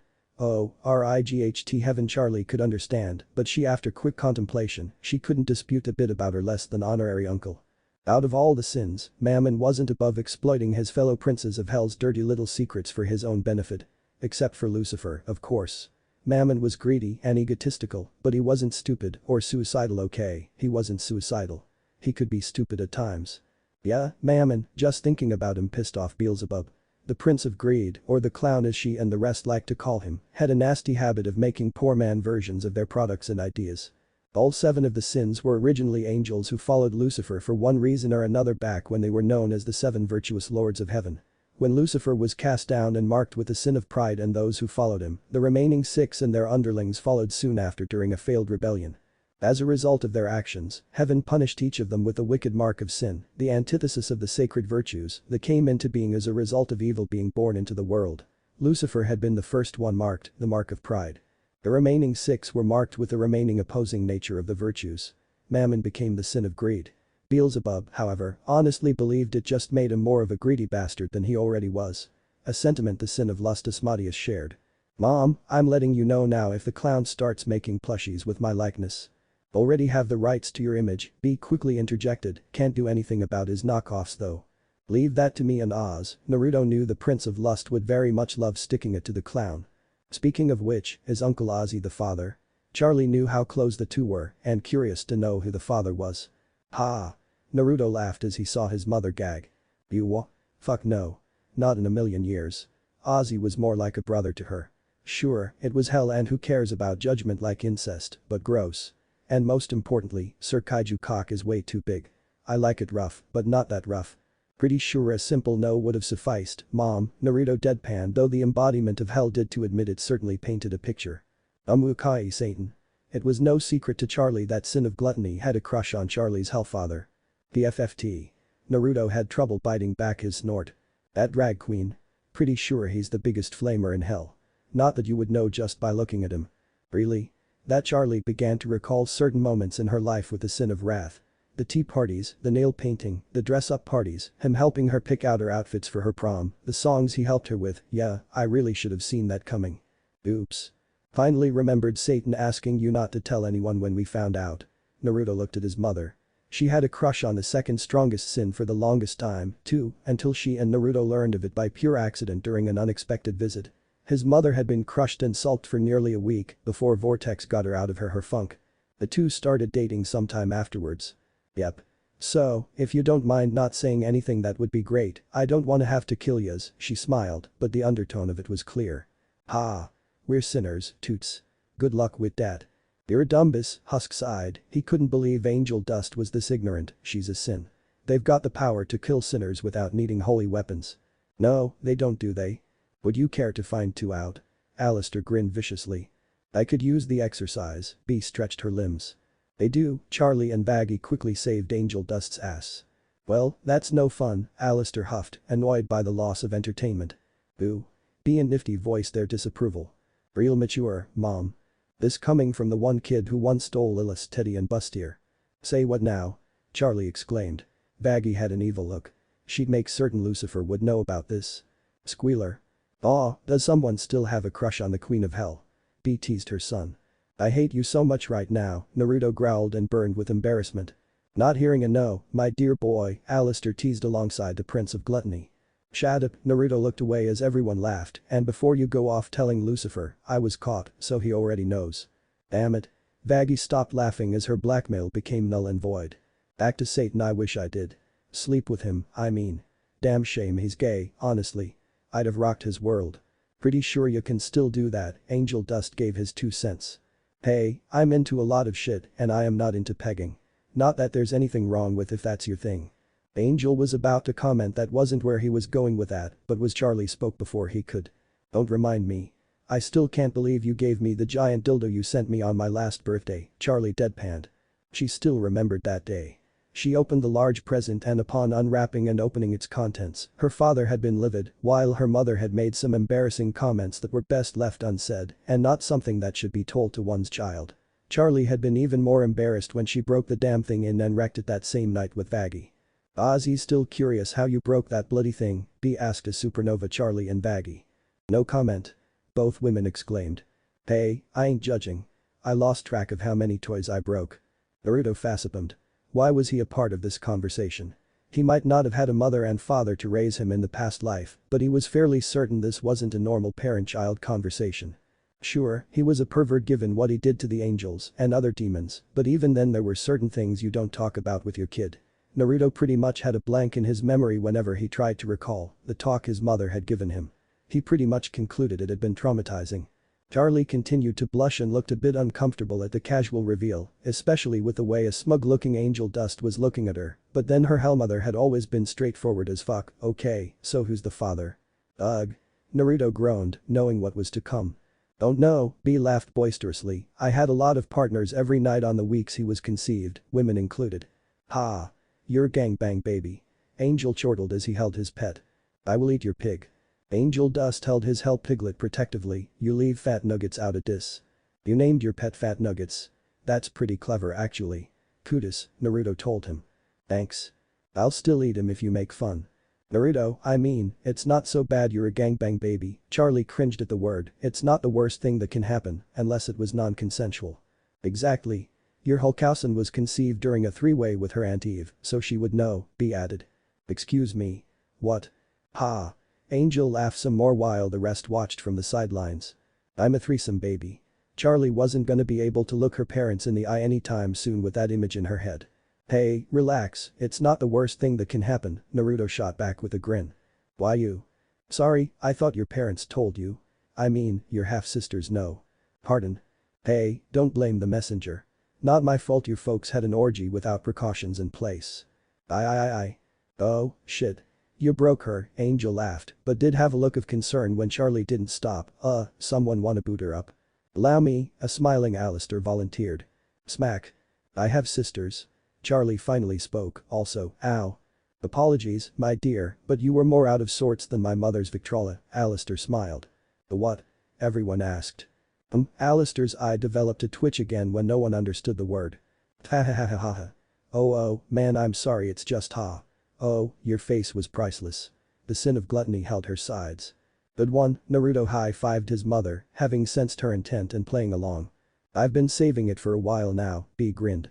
Oh, so not cool. Well, at least it was just a joke. A bad one, but a joke nonetheless. But you were conceived during a threesome. That part's true. And I know that because I was there. Damn 5,000-year-old Beelzebub. All it took was one shot and well, next thing I know I'm being asked to be your hellmother. Charlie felt her brain shut down as smoke came out of her ears. Oh, man that can't be good I think we actually broke her, Naruto snapped his fingers in front of his Hulkausen without any reaction, yep.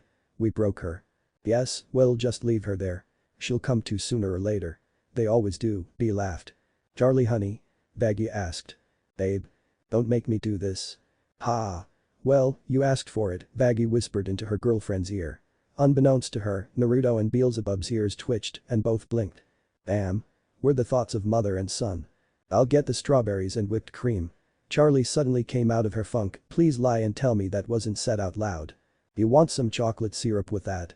Naruto commented before Baggy could say anything. We prefer molasses, the princess said before she could stop herself. Good job Charlie. Well done, Baggy looked more than a bit irked at her girlfriend and did her best to avoid eye contact with a smirking Angel. I wanted to eye, and embarrassed Charlie placed her head in her hands. You sure you don't want to make a princess-sized sundae instead?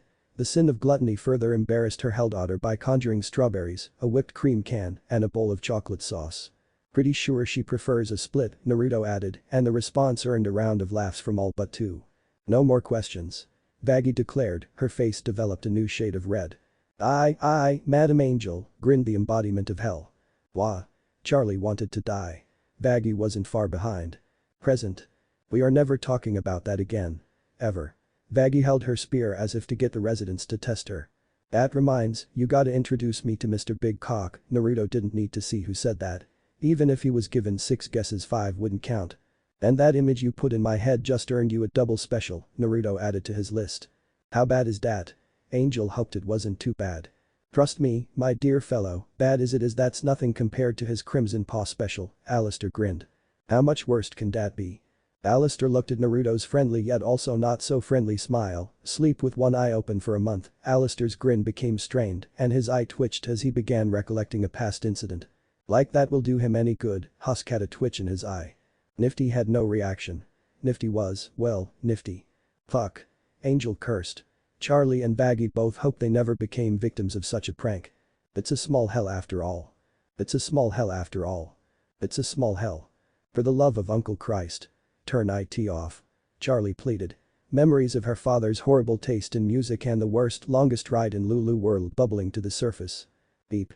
Uncle Lucy. What's up? Naruto answered his phone. Do you have any fucky? Beep. Yeah, he's pissed. Did you just hang up on the king of hell? Vaggie couldn't believe the balls on Naruto. I'm his Helson. I can get away with it. You're his. Were. Hold that thought. Beep.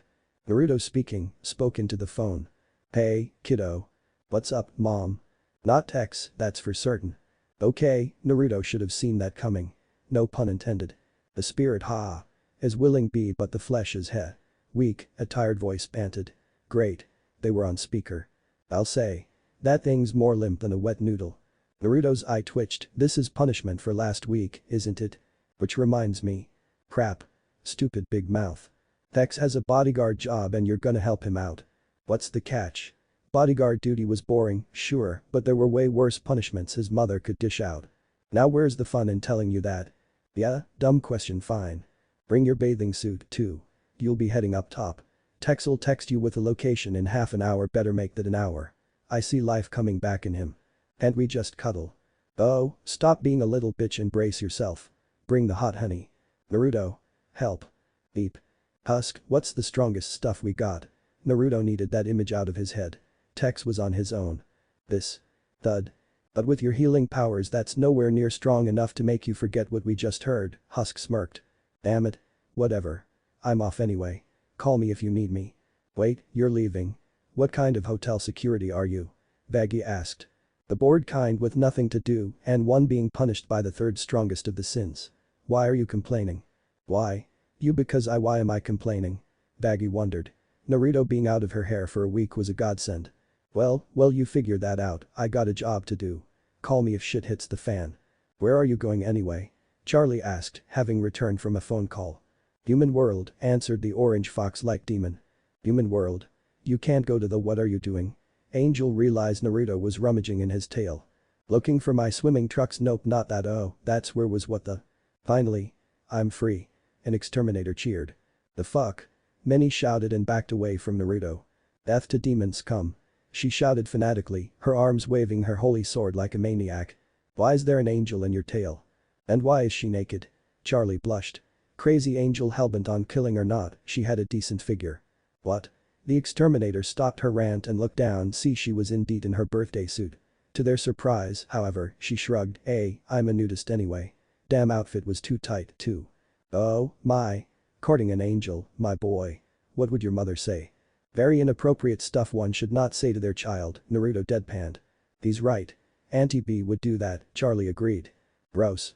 I'd never fuck a demon. The exterminator shouted. Bitch. I'd rock your world and then some. Says every man alive or dead, the exterminator had a flat look. Hate to disagree with her, but. Nifty. Roaches. Naruto stopped the diminutive demon's comments. Where? Die. And with that out of the way, I'll be taking this, a quick glance at Naruto had everyone see him holding the angel's holy weapon in his hands. Hey. The angel made a futile effort to reclaim her stolen weapon before something dawned on her, how'd you do that? That's what I'd like to know, Charlie and Vaggie, previous and current victims of Naruto's thievery, were also curious. One moment the weapon was in the angel's hands and the next it was somehow in Naruto's. And back in you go, Naruto pressed on the exterminator's head instead of answering. He was tempted to kill her given what she and the other exterminators did, but Naruto was feeling generous. Ooh, her screams became muffled as she sank further and further into the sea of long orange fur until she was heard no more. Well that was creepy, and Angel had seen some live action vor, too, da fuck was that anyway? Hammer space. My tail can store a lot of stuff in it. Guess one of them got stuck in there without me knowing, which made it easy for him to steal things, too. Will she live? Charlie asked, part curious and worried. Naruto was pensive, never really had a live being in there before. Nothing's ever spoiled either. Besides, she can't get out unless I let her. She's an exterminator anyway. So, meh. Best you get rid of her and quick. A rogue exterminator on the loose is the last thing we need, Vaggie added and pointed at her eye. Naruto merely gave her a quick glance that made Vaggie feel uneasy before he went back to his searching. Now, where's Aha? Found him. Orange? Ain't that a little on the nose? Angel asked, but how can you go to Earth? Demons can't do that. Okay, I don't care if you hate it, you and I are spending some time educating you on how hell works, Vaggie had enough of Angel's ignorance. The porn star had been in hell since the late 1940s for crying out loud. Stuff like this should be known. Perks of being the son of a sin, Naruto told the sinner as he dusted off the swim trunks. Okay, and how do you expect them not to go all exorcist and mob happy on your crimson ass? Naruto merely snapped his fingers and became engulfed in lava lamp-colored flames. The fire danced around his form for a few seconds before they died and revealed a transformed Naruto. The son of gluttony looked quite similar to his former human form, only with longer hair and a chiseled face. His height increased by an inch or two, making him stand closer to Charlie's height, though he could make himself shorter if he wanted. His hair was now blonde, which some found a tad odd given they expected it to be orange like his fur. "Ooh, baby, mama really likey," Angel purred at Naruto's sculpted form. And not so subtly glanced downwards. "I should have done that in private, huh? There's a dumb question," Husk thumped beside him. "Hey, there wasn't any come to mama." Nifty pounced upon seeing Naruto's human form. "Nope." The blonde-haired ninja jumped to avoid the leg humping. Crash. Yay. Pain. "And that's my cue, later." Naruto ran while the going was good. "Holy crap, he's hot," Charlie finally spoke with a bit of drool. "Standing right here, babe," Vaggie had a pointed look. "What? I'm just saying, there wasn't anything wrong with a little eye candy." "Oh ho. Is our dear Vagatha jealous?" Alistair poked the bear. The bear snarled back in kind. "I'm not jealous." Vaggie couldn't stop the shout that escaped from her fang-filled maw. "Yeah, sure you ain't," Angel smirked. "No bar for you for a week." The comment wiped away said smirk. "Oh, come on. Oh, fuck." Charlie cursed as the distracting events made her forget why she came out to the lobby in the first place. "Does anyone have his number?" "Why? I have a tuft of fur," Nifty declared. "Not helpful, Nifty." "I do, my dear. But may I ask why?" the radio demon inquired. "Well, after he hung up on Dad he called me and said that because of that little stunt he pulled on Extermination Day heaven's pissed. And blame him. I mean, they can fuck off, but can't blame him really." Angel knew full well about vendettas with his mafia background. "Oh, no, totally bued. Here's the thing, they're setting up a meeting, and they want Naruto there," Charlie finished. Oh boy, Angel didn't have to be Einstein to know where this was going and how it was going to end. "Now there's a meeting I'd love to be a part of." Alistair could only imagine the entertainment that would ensue, the chaos, the bloodshed. Oh, just thinking about it made him smile and had others become wary of the radio demon. Luna wouldn't say it out loud, but she was glad to have been adopted by Blitzo. Sure, he wasn't what one would call the ideal father, but he could be a whole lot worse. But then there were times where he really annoyed and pushed her buttons and said love for him was pushed to the wayside and her well-known hellhound fury made itself known. This was one such moment. "I love this song." "Oh, shoot her now. You were a spicy little demon with a bleach blonde hair. The endin' for that semen when I caught your stare. Dude, it might be love, but you went. Oh, shit. Foo." Fortune or misfortune smiled upon her as Blitzo singing, if could even be called that with all the lyrics he messed up, stopped when a pink car with a license plate "Suck for Life" suddenly cut them off and parked in their spot. "Oh, you suck for life, do ya?" The angry Blitzo grabbed a damn megaphone, exactly why he had one in the first place still baffled her. "Listen up, you unoriginal pink coon dump.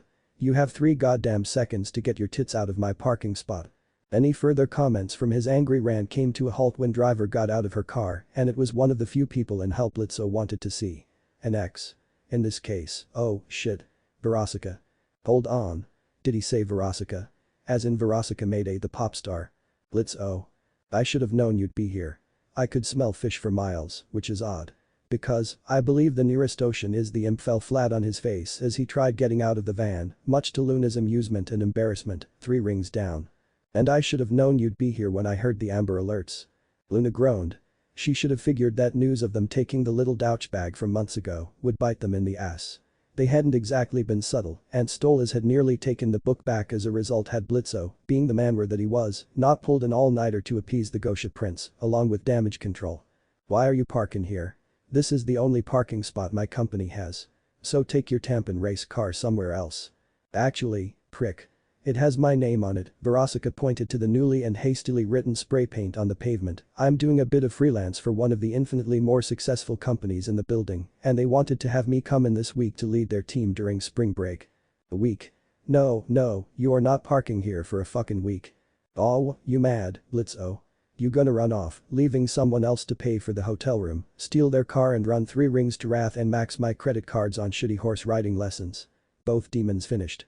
"God damn it, whore, you will not let that go." Dokkan a sandpaper cock, the succubus, done with her conversation, began to walk away from her ex towards the building. Hold on. You better move that wagon or I'll growl behind the imp stopped his rant short. You'll what? I'll call HR. The comment had them pause before all three laughed amicably. Oh, good one anyway, meet my new hellhound, Vortex, and where's Naruto? Vortex shrugged, B said she gave him the address. He should be.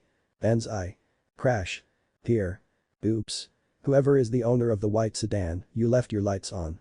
And you're gonna need a new paint job and a new car, Naruto muttered the last two. Not one of your best entrances, Tex gave it a 6 out of 10. Hey Tex. So, who's God, damn it, Mom, Naruto quickly understood why the sin of gluttony was tight-lipped on who was guarding.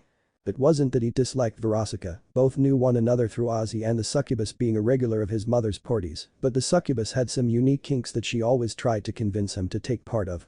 Kinks that not even Iro Sennin would touch with a 20-foot pole. And the worst part, she almost always succeeded, to his shame. Stupid libido. Naruto. How's my favorite hellhound? Asked the affectionate succubus. Oh, crap. It begins. I'm standing right here. Vortex deadpanned, feeling like chopped liver. Oh, don't be jealous, Tex. How about I make it up to you? Naruto saw Verosika's look and was quick to nip that in the bud. Nah. Nope. Not happening. Not in a billion's year. This fox don't do a devil's three-way.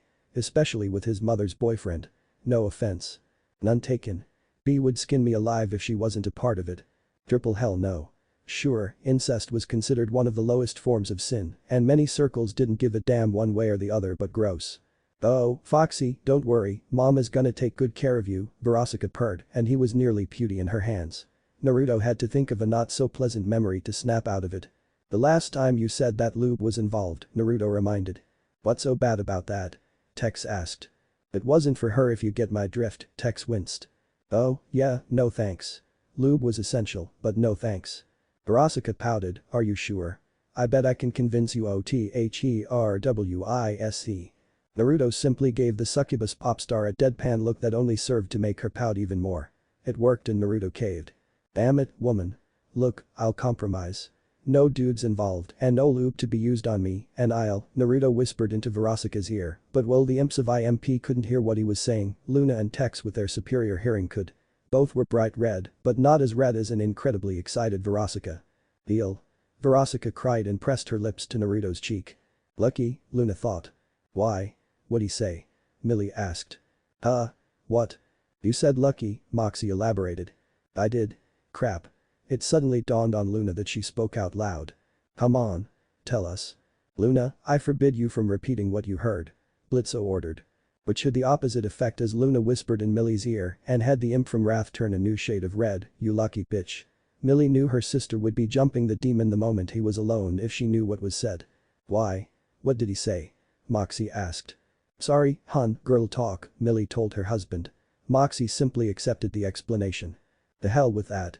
Blitzo didn't accept it, and why the fuck are you in human disguise anyway? What, you so fugly you need to go around looking like a hot piece of ass? Huh? Human disguise. Oh, shit, right. Poof. The smoke that enveloped Naruto quickly disappeared to reveal the form of the infamous hellhound who put an end to Extermination Day. Sup? Oh, fuck me. Blitzo cursed his luck. Wah. Moxie screamed in terror. Luna felt her heart stop. And the last member of IMP, can I have your autograph? Millie presented Naruto with her axe and knife with stars in her eyes as she looked up at the fox-like hellhound. Naruto blinked, not expecting that kind of reaction, but quickly deduced based on Millie's looks and accent, you're from Wrath aren't you? Born and raised, Suga, Millie proudly admitted, and let me tell ya, the way you fought those exterminators. If I weren't married, I'd do you right here, and now any way you want me. Millie. What? I said if I weren't married, hun. Well, aren't you sweet? Naruto's pat on her head caused Millie to melt into a pile of goo. I didn't know imps could do that. We can't, Moxie cautiously approached. Oh, good, Uncle Satan would tan my hide if I forgot one of his lessons. Lord Satan's your uncle. Millie, now no longer gelatinous, and Moxie exclaimed. Blitzo's jaw merely struck the pavement. Bad move, Whiskers, Verosika chuckled while Tex snickered. Naruto cursed his lack of foresight. Rule number 1, never let imps know you know Satan personally. Otherwise. Can we meet him? Please, please, please, please, pretty please. I'll let you sleep with Millie. I'll let you sleep with Moxie. We'll sleep with you at the same time. both said simultaneously. Oh, come on. Blizto couldn't believe how unfair that was. Begging, pleading, and crazy bargaining happened. Huh? Naruto looked away from the pleading imps to see a female wolf-like hellhound with grey fur, one he quickly recognized. Hey, glad to see you made it out okay. Oh fuck. Why was this so hard? Is Luna blushing? Moxie couldn't believe it. Oh, Luna's got a crush, Millie gushed. Oh, hell, no. Blitzo was not pleased. Hi. Luna wanted to die by how lame that sounded. Hi, I'm Naruto, he introduced himself. I'm wet. I mean Luma. Loony. I mean oh, fuck me. Luna wanted to die right then and there. Only if you play your cards right, Naruto merely laughed it off. Hi wet. I'm hard. Well, B wasn't the perfect parent at times again, being initially human, he had a different perspective. Naruto did learn a lot from her all the same. Good and bad. Luna blushed but laughed all the same. Oh, no, you don't. Blitzo had an antique pistol pointed at Naruto's head. Bad move, Tex and Verosika told the imp. Why? Blitzo quickly and painfully learned the why. It didn't end well for the imp or the cars around them. Thanks for another forgettable experience. Anki Iuo for letting your guard down. Aha. Pensius gloated, having torn off a piece of Alistair's suit. Which was a big mistake, for the radio demon was less than pleased by the lack of proper conduct from the snake. Oh, shit. Kaboom. Why? Pensius screamed as he was sent flying into the distance. Well, it looks like I'm off to the tailor. Best of luck chums. Wait, you're leaving. Alistair, we need your help. Without Naruto. If memory serves, my dear, you are the hotel security, not me. And with Naruto gone that places such responsibilities squarely on your shoulders. Isn't that what you wanted? Baggy really disliked the radio demon's logic. Yeah, well, we still need a wall. Angel pointed at the hotel's newly made but unwanted entrance. Oh, but of course. Can't let my new project fall into disrepair already. What would the papers say? With a snap of his fingers, black ink demons with construction tools appeared. Hi. Is it safe? And who may I ask are you, my dear? Alistair asked the small dark-skinned and white-haired woman who wore a modest but torn-up shirt and jeans ensemble that came out of a hiding spot. I'm like, totally interested in getting out of here and I saw you guys were, like, helping people get into heaven or something, can you help me? You're shitting me, Angel Dust could not believe his eyes and ears. Neither could Alistair and Baggy for that matter. Charlie's eyes had sparkling stars and even a pink unicorn with a rainbow for a tail flashing across her eyes. Yes. Yes, yes, yes, yes, yes. You heard right. Welcome to the Has-Been Hotel. See, I told you people would be interested. I don't fucking believe it, Angel Dust still couldn't wrap his head around it. Did his blow go bad? I'm sorry. Did I do something wrong? The small woman asked shyly. Oh, don't mind him, Charlie waved off Angel's comment. I'm Charlie. That's Baggy, that's Angel Dust, that's where Alistair was and you are. I'm Vel. Tev. From their headquarters, the two older members of V's watched the scene unfold from their hidden drone. And both cringed. Valentino palmed his face into his hands. Oh. Well, Vox's face had Homer Simpson exclaiming his catchphrase. Both were having serious doubts about their plan. We really should have expanded our selection process. Agreed. Get Pensius on the line, at the very least Vox hoped the serpent being there would divert attention away from Volvet. He hoped it was enough. Note to self. Don't point a gun at Naruto up close. Blitzo, unfortunately, learned this the hard way. My everything hurts, Blitzo whined in his office. Really? You being smashed into cars, the wall, the pavement, the post, the fire hydrant, the… Moxie, if I could move my legs, I'd fuck your ass so bad right now, the imp threatened. You mean fuck you up, right? Millie asked. Either way works. Course it would with you, Verosika rolled her eyes. Why the fuck are you here anyway? The imp growled. Antonex enjoy their ex's pain and misery. Verosika smirked. Blitzo would have retorted, but he couldn't deny it was a good reason. He'd have done the same because he had done the same. What were you thinking anyway? Tex asked. He wasn't, Millie, Moxie and Luna answered as one. Thinking implies he has a brain, Verosika added. Fuck you. And, honestly, I didn't expect it to go down like that, Blitzo admitted and then winced. Oh, Satan, his tail was burning. And not the good burn one got from candle wax being poured all over it. The bad kind of burn. Didn't you see what happened on Extermination Day? What did you expect, Dumbus? He's the beast of the apocalypse and the son of Beelzebub, Verosika laughed but was also annoyed at the imp's stupidity. He's the son of a fucking sin. Blitzo whined, the sudden rise sent painful spasms throughout his body, while Luna, Millie and Moxie were wide-eyed. His mom's the queen bee herself. Luna cursed her luck. Someone like that would have tons of Beel's bitches as they were known after him. It went without saying other demons would see him as prized meat, too. As of now, out of all the 7 sins, only 2 had direct heirs, while the rest only had descendants or followers minions. You didn't think he'd claim Satan's his uncle just for shits and giggles? Never mind, scratch that, both Tex and Verosika had to admit that Naruto would actually do that if he weren't the son of a sin. Wouldn't be the first time these 2 morons fell for something like that anyway, Luna threw in. That happened once. Millie defended. Luna snorted at her reaction. It was mostly Millie if the Hellhound was honest. Sure, Moxie and Millie were idiots to take the Hellhound's claim of Satan being his uncle at face value, but then again he was the only Hellhound in history to pull off such an unbelievable stunt, so it wasn't too far a stretch. Learning he was the son of a sin lent credit to the claim now.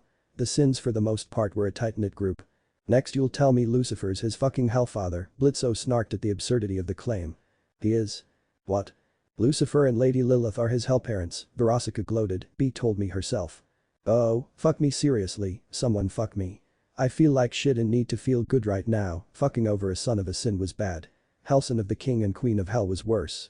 Add in a beast of the apocalypse, and Blitzo had the most horrible cocktail of all time. And Blitzo had tried a bloody tampon. Only if I can use Verosika's mouth was covered by a fur-covered claw. Let's not go there, having heard it all before, and the excessive details not that he gave a shit since he wasn't paid enough. Tex wasn't all too keen to have that mental image in his head anytime soon. Never going to happen, sir. Sorry, boss. Threesomes between us are only allowed if both me and Moxie agree to them, Millie told him. Yeah, I remember your wedding vows, Blitzo glared as the memories of the hellhound that thrashed him came flooding back. Or was that blood? Regardless, the orange-furred plushie succeeded in a few minutes where Blitzo failed to accomplish for a long time now. We want that videotape back, by the way, Moxie reminded his employer, it's our only one. Oh, this was awkward, yeah, about that. Yeah. The Fu Blitzo began to ask. Wham. But the sound of a door slamming prevented him from getting far. Ha, ha, ha. Naruto panted as he leaned against the office door, his form covered with lipstick. Is that lustful red number 6? Blitzo noticed. Talk about pricey. What the fuck happened to you? Your crew, Naruto frowned at the succubus before shifting his attention to the imp, and how do you know that? Ha. They accessed your holes, didn't they? Blitzo merely grinned instead of answering. Karma was a bitch. Blitzo would know such. She fucked him over, without lube, plenty of times, and now she found her newest hole to fuck. And then some, from the looks of it, Verosika laughed. I said don't ask. When did you say that? Moxie inquired. Just now. Ha. Tex laughed at his girlfriend's progeny state. When you said you had a crew, you did not say Kyuubi would be involved. Naruto accused Tex and Verosika. A room full of Kyuubi was one thing. That was heaven and hell. One that included Kyuubi, however, had been the exact opposite, to him at least. Kyuubi and Kyuubi were sex freaks, but Naruto had no interest if it had eggs and sausage. Whoops, the succubus smile was sickeningly sweet. Must have slipped my mind, the succubus also grinned. Oops this. Naruto pulled out a piece of parchment and both of them lost said grin and developed a pale pallor. A piece of paper. Luna was at a loss on why the pop star and her bodyguard looked worried. You wouldn't dare, would you? Verosika practically begged. The last time she hadn't been able to orgasm for over a week. For a succubus that was worse than pure hell. Oh, come on, man. It took me weeks to get the dye out. The albino look had not been for him. Didn't help that there were pheromones mixed into it that drove hellhounds crazy and be crazier with lust. He couldn't feel anything from the waist down for weeks. Don't ask him about his tongue. Don't worry, I'll make it permanent. Might get some siblings I can spoil, too. Always wanted to be a big brother, Naruto grinned as Vortex paled into even unhealthier shades, unless, of course, you can convince me otherwise. Naruto, Verosika approached the angry demon and whispered something to him. You're forgiven, Naruto scratched off Verosika's name, tick-tock, Cyclops. Oh, come on, man. Tex knew what his employer offered, and the older hellhound had nothing as good. Bro a rack and an ass like this. Beep. Verosika cried in surprise.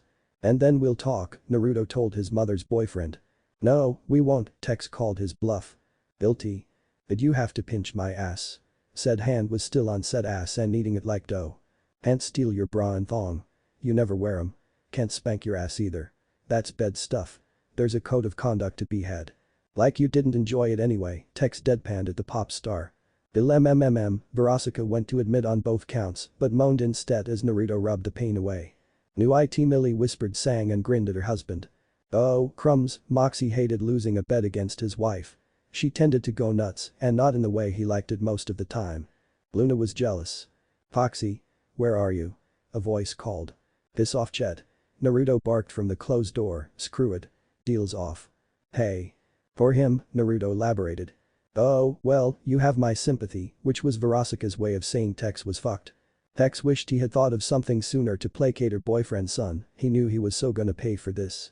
An argument could be made he should go after his mother, but Naruto wasn't crazy. Well, not that crazy. Plus, as Naruto once said, the woman nursed him. Meaning going after B was out. So about our parking spot, Ms. Verosika Moxie began. Not giving it back, Verosika shot down. She might not have anything against Blitzo's employees and his adopted daughter, poor girl, but Blitzo was another matter entirely. Oh, come on. Blitzo fumed, it had been a pain in the ass to get that parking space in the first place. What's your deal with him anyway? Luna couldn't understand the animosity, and this seemed way too personal from the looks of it. They dated, Naruto revealed, which shocked the opposing group. You dated Verosika Mayday. Luna couldn't believe it. Neither could Moxie, you dated a pop star. Was that before or after she became a pop star? Millie asked. Unfortunately, he did, and when I was starting out, Verosika informed IMP in order. Why are you all acting like that's such a shock? Did people seriously believe he couldn't land pop star? Why? He was the pinnacle of imp sexiness. Hello, it's Verosika Mayday. Luna said it as though it was the most obvious thing in the world. Seriously, how did Blitzo of all people end up with Verosika fucking Mayday? Did she lose a bet? It's you, Millie followed up. Blitzo wasn't exactly a gentleman like her Moxie. I just wish she blind. Suffering some form of brain damage at the time. Moxie simply couldn't wrap his head around it. It actually hurt just thinking about it. I'm standing right here, you know, Verosika wasn't amused. Though much as she'd like to claim otherwise, she had not been blind nor brain damaged despite the amount of booze she drank. Did you lose a bet? Drunk? Naruto asked her, voicing Luna's thoughts. Not knowing the full story had him curious. No to the first, and part of the time for the second, Naruto would have asked her to elaborate, but Verosika's mood shifted and he didn't push when he tasted sadness and heartbreak. The fox wrapped his tail around her hand and Naruto allowed her to give it a squeeze. Okay, look, you are all making this into a way bigger deal than it needs to be. I don't pry into your stupid personal lives. You do that all the time, sir. You're joking, right? Come on, you kinda do that. You totally do that. What was sex with her like? Millie's sultry and unexpected question had the two male hellhounds and the soul succubus stare at the female imp in surprise. Millie. What? It's a pop star. You'd wanna know what sex with Michael Crawford was like. Michael Crawford. Now that was an image Naruto, Tex, and Verosika didn't need. Moxie looked ready to scold his smirking wife, but at the very last second, touché. For the record, Naruto began and got their attention, knowing from personal experience, fan-freaking-tastic. You're just saying that because she popped your cherry, Tex snorted. You lost your virginity to her. Luna couldn't believe it, how? Well, when two people find each other attractive and one asks as a joke but the other catches them off guard by saying what the hell, might be fun, and we go back to her place. You're fucking with me right now, Luna cut him off. Are either of us naked and you howling my name for all the rings to hear? Naruto grinned. Luna blushed. Blitzo was ready to shoot him again. No one touches his innocent and precious loony. To answer your question without innuendo, he's not. That's exactly how it went down, Tex confirmed. Best 7 hours of my life. Verosika revealed. She was aroused just thinking about it. 7 hours. Non-stop, the further reveal from the succubus had the jaws of Luna, Millie, and Moxie cracking the floor of their office. Oh, come on people. Quit fucking up our office. The landlord already hates my guts after the eel incident, Blitzo chastised. It was Moxie's fault, but the landlord didn't give a rat's ass. Luna ignored him by how pissed she was. Her first time only lasted seconds. Disappointing didn't come close to describing it. Hell, it inspired to be disappointing. We could have gone longer, but someone just had to fall asleep. Hey, I was tired and my hips were sore. Verosika defended. Kyuubi gained energy and power from other beings to augment their own, preferably through sexual intercourse, but even then there were limits, my ass was never redder. Oh, please. Like those used holes of yours. You really don't want to finish that sentence, Naruto defended the pop star with a snarl. The tall imp wisely, and why am I not surprised you're fucking a Prince of Hell's kid anyway? Wouldn't be surprised if did it with his mommy either, gold digger. Never mind. Disregarding the wise part folks. Tex, Naruto, and Verosika had ugly looks aimed at the former circus performer. Sure, Verosika and B had fun in the past, but that stopped when Verosika developed an interest in the sign of Beelzebub instead. Much less awkward, and even a succubus had standards when it came to sex despite well-known but very exaggerated claims. Most were true but exaggerated all the same. And the just earned you a Crimson Paw special, Naruto's comment birthed evil looks on Tex and Verosika. Crimson Paw special? Wait. Are you saying you're the Crimson Paw, too? Luna was agape. Any hellhound worth their salt knew about the Crimson Paw.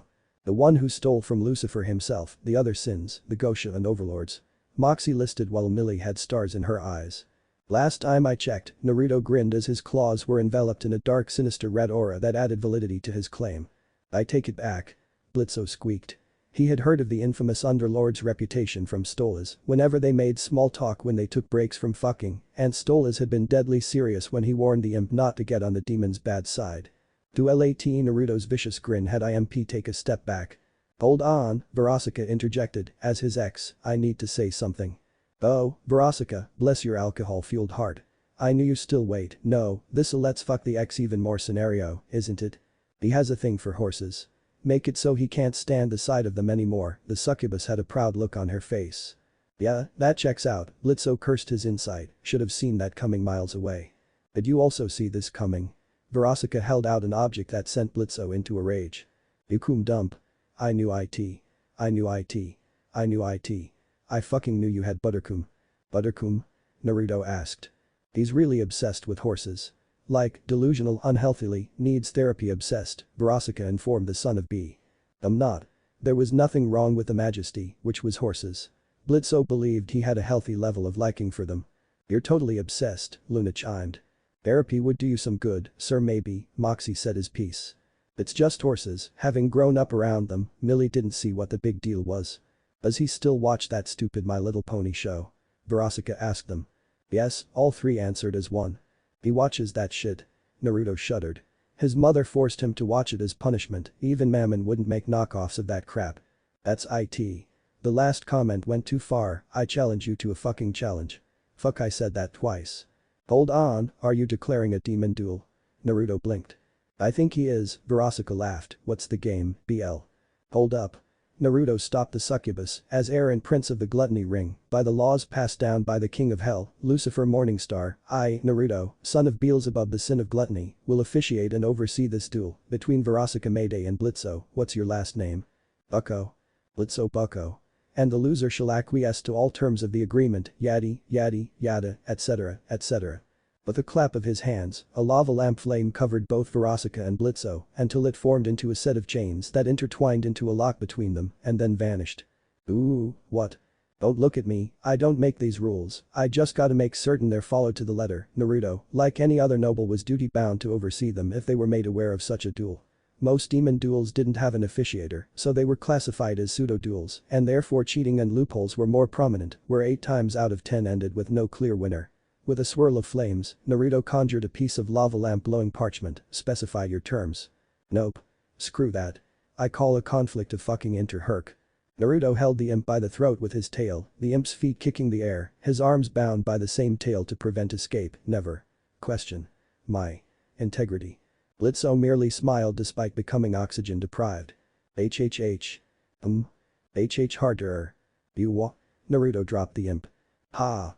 Blitzo laughed and pointed a clawed hand at him. His reward was Naruto grabbing he offered limb and began squeezing. Ah. Not my masturbating hand. Fuck. Naruto just as quickly released the imp's hand as he did his neck, the hell's wrong with you?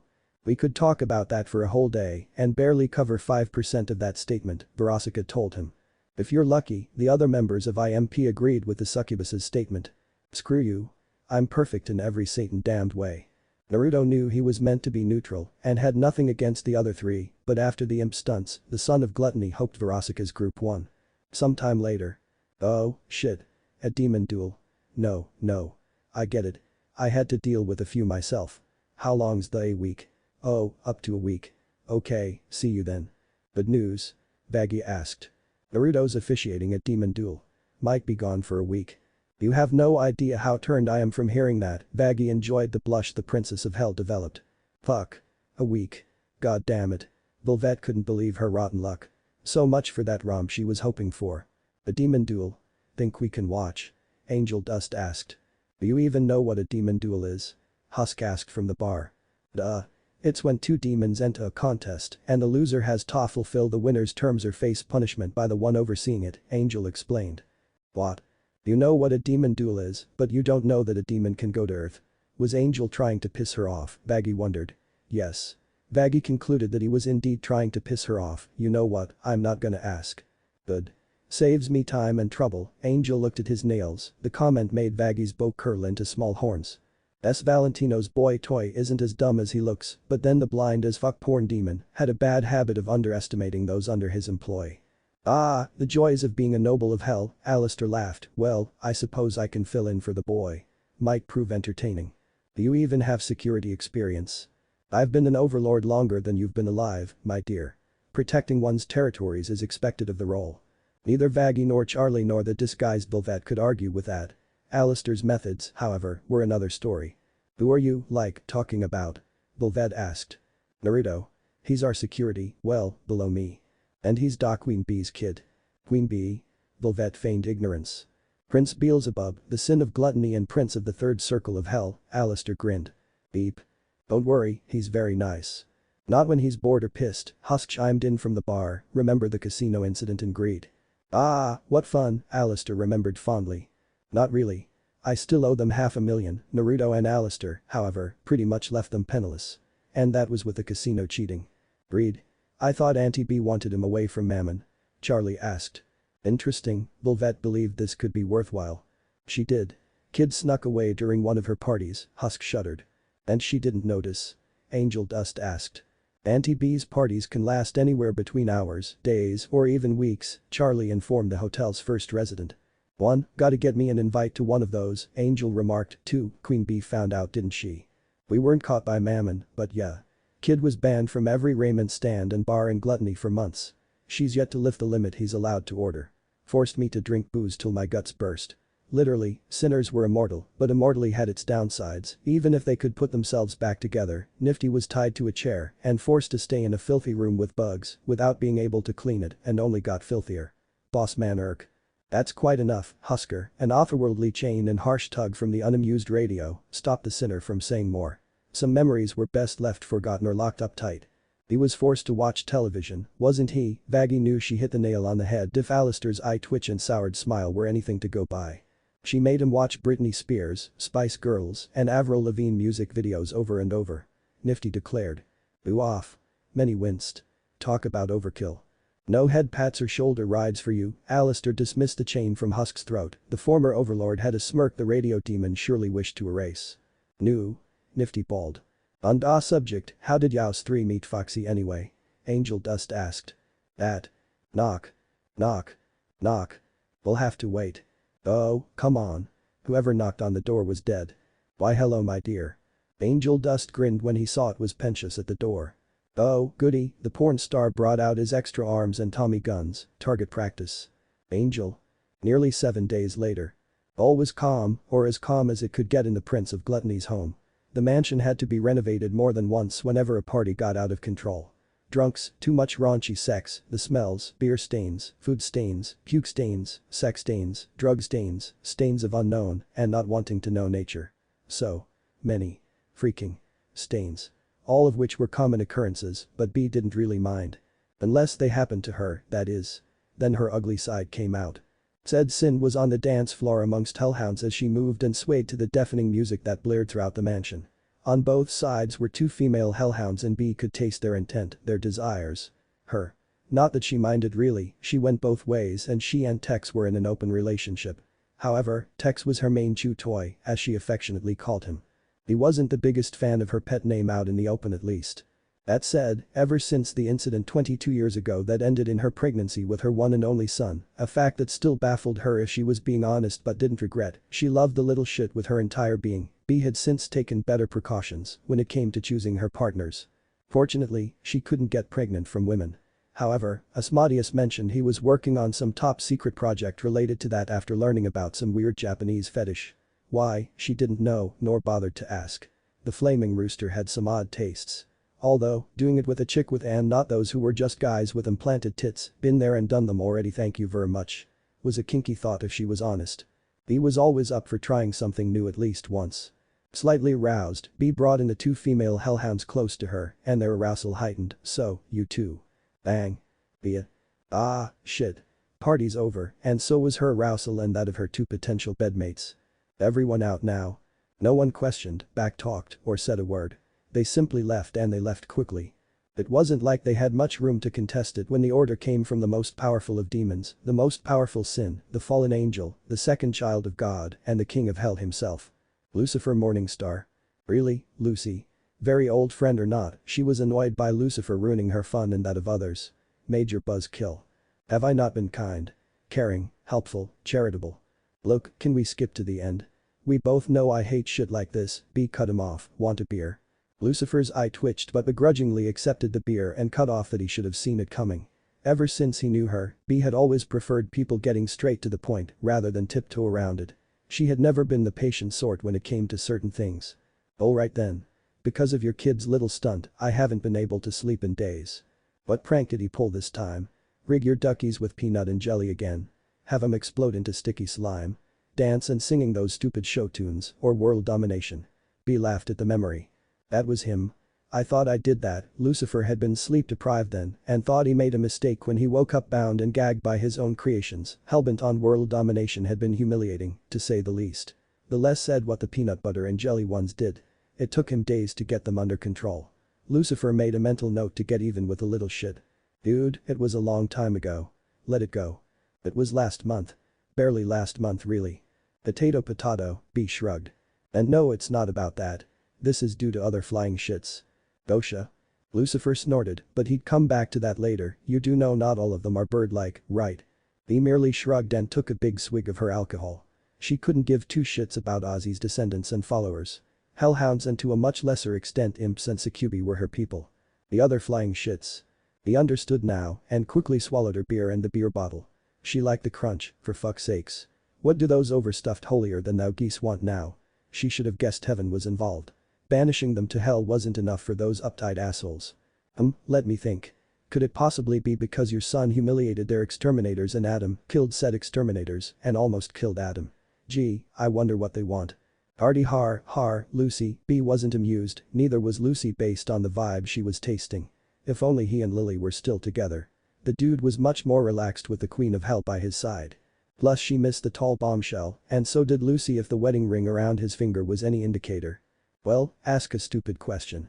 What do you think they want? They want him, B. Fuck. That. B snarled and her power shook the entirety of gluttony. B was protective of hellhounds and those she liked, and while she wasn't the perfect mom in the world she loved her son, and her protectiveness skyrocketed when it came to his well-being if they think they can lay a fucking finger on him. That's why I'm here. Lucifer cut off the mother of his Helson. I'm not gonna lie, seeing that little shit humiliate Adam and his little posse of psychos was the most entertaining thing to ever happen in hell. Michael's reaction was awesome. Lucifer smiled wickedly at the memory of his oldest brother, it was his new screensaver. Sadly the look of joy didn't last, but heaven learning that this Trihexia isn't a mindless monster has them shitting themselves. Yeah, so? Naruto's not one to start a war, a prank war, sure. A fight. Oh, yeah, he had her temper. But a war between heaven and hell. Not a chance, despite his great dislike of exterminators for what they took away from him, Naruto was the last person to start a war. More likely he'd be the one finishing it or try and prevent it. Beelzebub had no idea where he got that mincet from. We know that. They don't. Hell, those uncompromising fossils probably don't care. But here's the thing, B, an old one got loose, an occurrence Lucifer had since noted that occurred more frequently whenever Trihexia was up and about. The old ones were accidental creations when the universe was created during the Big Bang. Or as the four-eyed old fart liked to call it, the best sex of his life. God's wife had given him more than an earful when she learned of it. Thank you, Mom. Which one? Octopus head. His kids. Afumja. They had nothing to worry about if it was someone like Azathoth, as unlike how Lovecraft described them, some of the great old ones were actually quite nice, and most were neutral and hid among the populace of their surroundings. The rest were just very powerful cosmic douchebags and pricks, or had a very warped sense of humor. But the presence of the more malevolent ones was known to infect and warp humans in a negative way, and whenever those humans died they came to hell in droves, and the worst part was those humans had no idea why they were in hell. It was as though they were coming out of a haze or a drug trip. Speaking of which, she'd have to figure out how to undo those stupid locks Belle put on her safe for the party drugs. Uptight bitch. B. What? You really gotta stop spacing out. Anyway, the one that escaped was Adhog, Lucifer repeated with a laugh. Dude doesn't know when to quit, does he? This is what, his 17th time? B laughed as well. Sure, Zadhog was a powerful being, but he didn't exactly have the best track record when it came to success compared to the other members of his weird family. He was pretty much a joke. Oh, letting him roam free wasn't a good idea and he was tricky to locate but not exactly a major threat to an archangel or a sin. 16th. The last time didn't count because the fattest got stuck midway through his escape. And you know my siblings are the only ones in heaven strong enough to deal with those cosmic fugly shits, Lucifer reminded, and that's where it really hits the fan. B. Azrael's involved. That backstabbing fuckhead. That's worse to be. He's been promoted him, and given the douchebag had been promoted to Seraphim centuries ago, there was only one rank higher. Archangel. Which meant he now outranked Sarah, and with his siblings gone that made him in charge of heaven. What the fuckity fuck? Back on Earth. Naruto sighed for who knows how many times. Guard duty was boring. But officiating a demon duel? Even more so. And Naruto couldn't even pull pranks to alleviate it because it might interfere with the competition. That said. I still can't believe they're dueling over a stupid parking space, a disguised Naruto commented. She hates his guts, a disguised Vortex commented, knowing from experience not personal ones that some exes could get very vindictive. But the older hellhound agreed the reason for the duel was just plain moronic. A little over 6 days had passed since the terms were hashed out and so far both demon groups were nearly tied. Nearly being the keyword. The imps of IMP were quite skilled at taking out their target. Some were oft in ninja-esque fashion. Stealthy, quick, and clean. Others were less than refined. But the Kyuubi and Incubi were held the advantage thanks to their allure. Plus, sex was sex. Naruto was surprised cops had yet to arrive given the amount of people that should have been reported missing and the debauchery of it all. But it was spring break. Either they didn't give a fuck about a beach orgy or not enough were killed for them to truly do anything. Too bad there was a clear one due to. XY a voice purred. Milky, Naruto looked at the short and thick succubus disguised as a dark-skinned woman. My shift just ended. Wanna have fun? She was straight to the point. Can't. Would love to, but can't, and Naruto was being honest. The allure of Succubi didn't affect hellborn demons as badly as sinners or humans, but being the current incarnation of Trihexia, the rules were likely different given much about the embodiment of hell was unknown. What he did know was that he was incredibly horny right now. The son of Beelzebub would love nothing more than to bend the succubus over, plow her into next year, her stomach bloated with his spunk, and leave her nearly brain dead. Unfortunately, if he slept with any of the Succubi the energy he'd provide them would easily guarantee them a swift and decisive victory. And that was a conflict of interest. Turning her down sucked, too. Sex was amazing. And out of all the Succubi in Verasika's group, Milky was tied with Kiki as the second sweetest lay. She was number one when it came to having the sweetest ass. Which only made his reluctant refusal even more difficult. Oh, poo, the small woman huffed. Sorry, he told her and watched as the succubus walked away. Goddamn that ass of hers was lethal. You're staring. And you're black.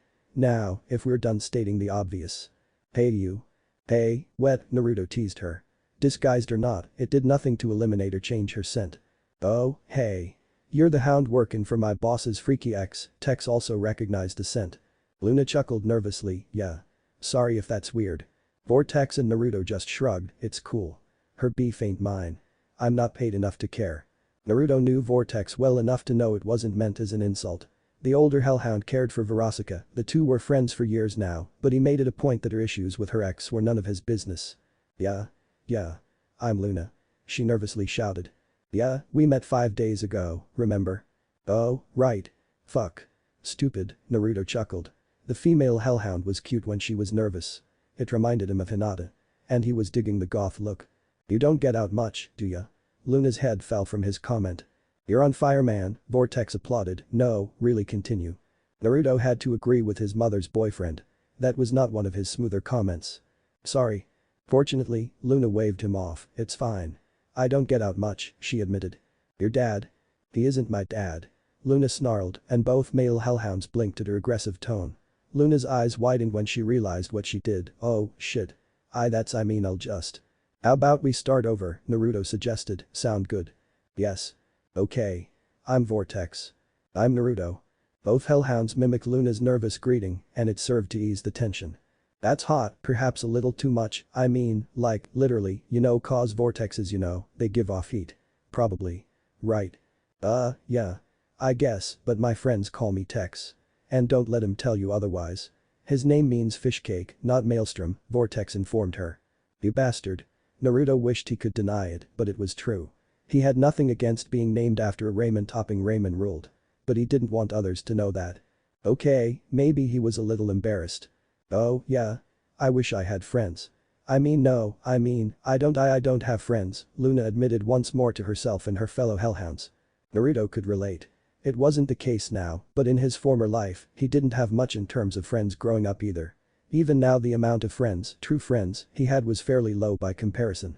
The blonde felt bad for the female hellhound, to be honest. But before he could say anything, an overprotective father interjected himself into the conversation. Am I interrupting something? God damn it, Litso. Nah, man. Just having a conversation. The imp wasn't having it, conversation leads to HPV. You watched that Footloose movie, didn't you? Naruto didn't ask, he knew. They made us watch that piece of shit in prison as punishment, Satan, that had been a horrible film.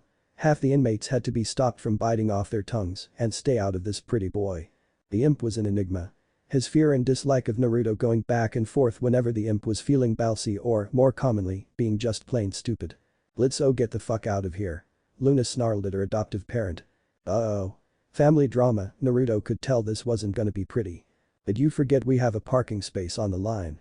I still can't believe you're dueling for a parking space, Naruto commented. Luna huffed, I can. He's done worse for way less and way more stupid. Aw, thanks Looney. That wasn't ugh. Why do you have to be so freaking weird? I adopted you, ergo I'm your father. It's a perk of the job to embarrass you. Well, it shouldn't. I was almost 18 and my life would have been my own.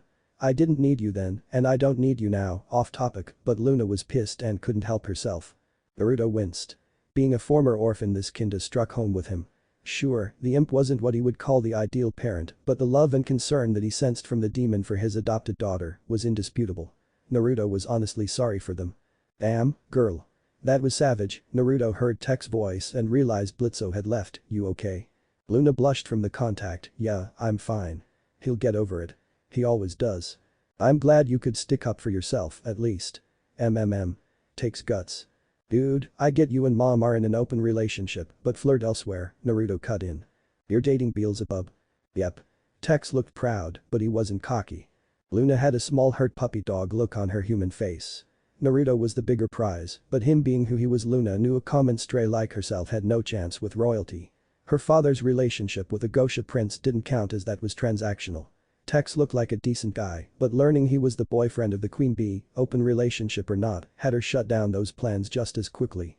Fuck, her life sucked. Hey. Where are you going? Luna looked around and blinked, how? You just wandered off after Tex told you he was mom's boyfriend, Naruto explained. Ah, fuck. Embarrassing. Look, not gonna bother asking if you're okay. How would you know? Luna nearly snapped and mentally beat herself up for it. Mom can taste and sense how people nearby are feeling, she passed the gift along to me. Believe it or not, I know what you're going through. Yeah, right.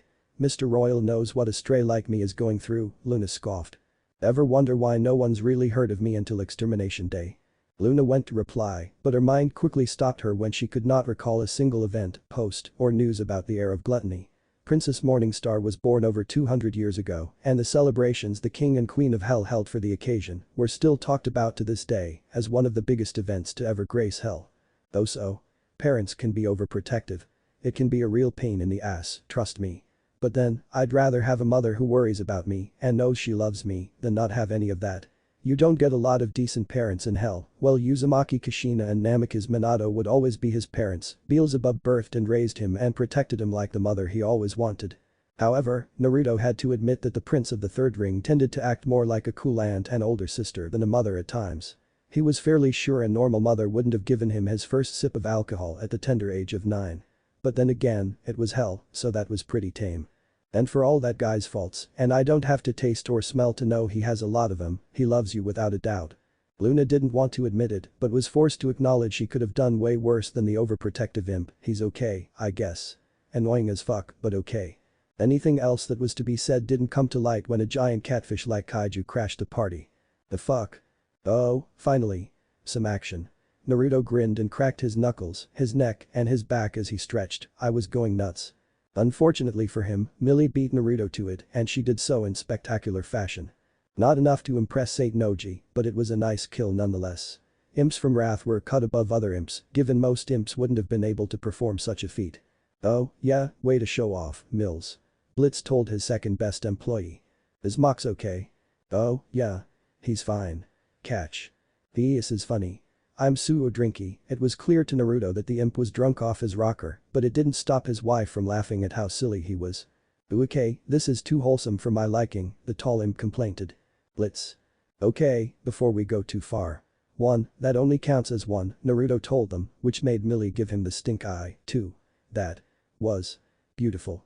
Uncle Satan would be proud, Naruto lied, but felt it was necessary given the bad news he was gonna drop. By the way, I think this is yours, Millie tossed the Kyuubi a flask that reeked of his mother's best-selling drink.